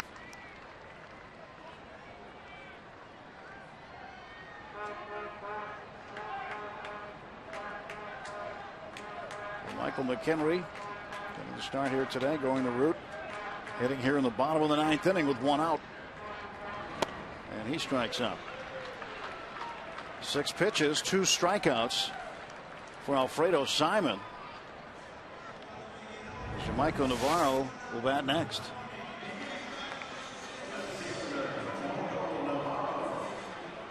Makes a 17 number of strikeouts even more of an oddity. Pirates are getting the most in their history, and then 3 games later going down 17 times. Well, that pitch in the dirt ends the opportunity for Simon to strike out the side on 9 pitches. We saw that here a couple of seasons ago when Ross Ohlendorf did it against the St. Louis Cardinals. It's a rare thing. And Navarro up in the air to right field, and this will do it. And the Reds come into Pittsburgh and take 2 of 3. A 5-0 shutout victory here today by the Cincinnati Reds. And really the turning point, we talked about it during the game. The bases loaded and 1 out. McGee stings one down to third. Todd Frazier makes the defensive play of the game, and the Pirates did nothing after that offensively. Well, early on in the season, the offense really was a problem, something that we talked about almost every night, and it's starting to be a little problem here the last couple of games, last 3 games. Last night, able to come up with 3 runs, using all 3 of them coming via the long ball from 2 guys that hadn't hit one this year. So the offense is, they're kind of sliding backwards a little bit. We need to nip this in the bud. And hopefully, with a day off, we can turn things around. So the Buccos drop this one today, 5-0. Day off tomorrow, and they'll take on the Washington Nationals starting Tuesday night. Let's send it to our postgame guys right now, Rob King and Kent Jacoby.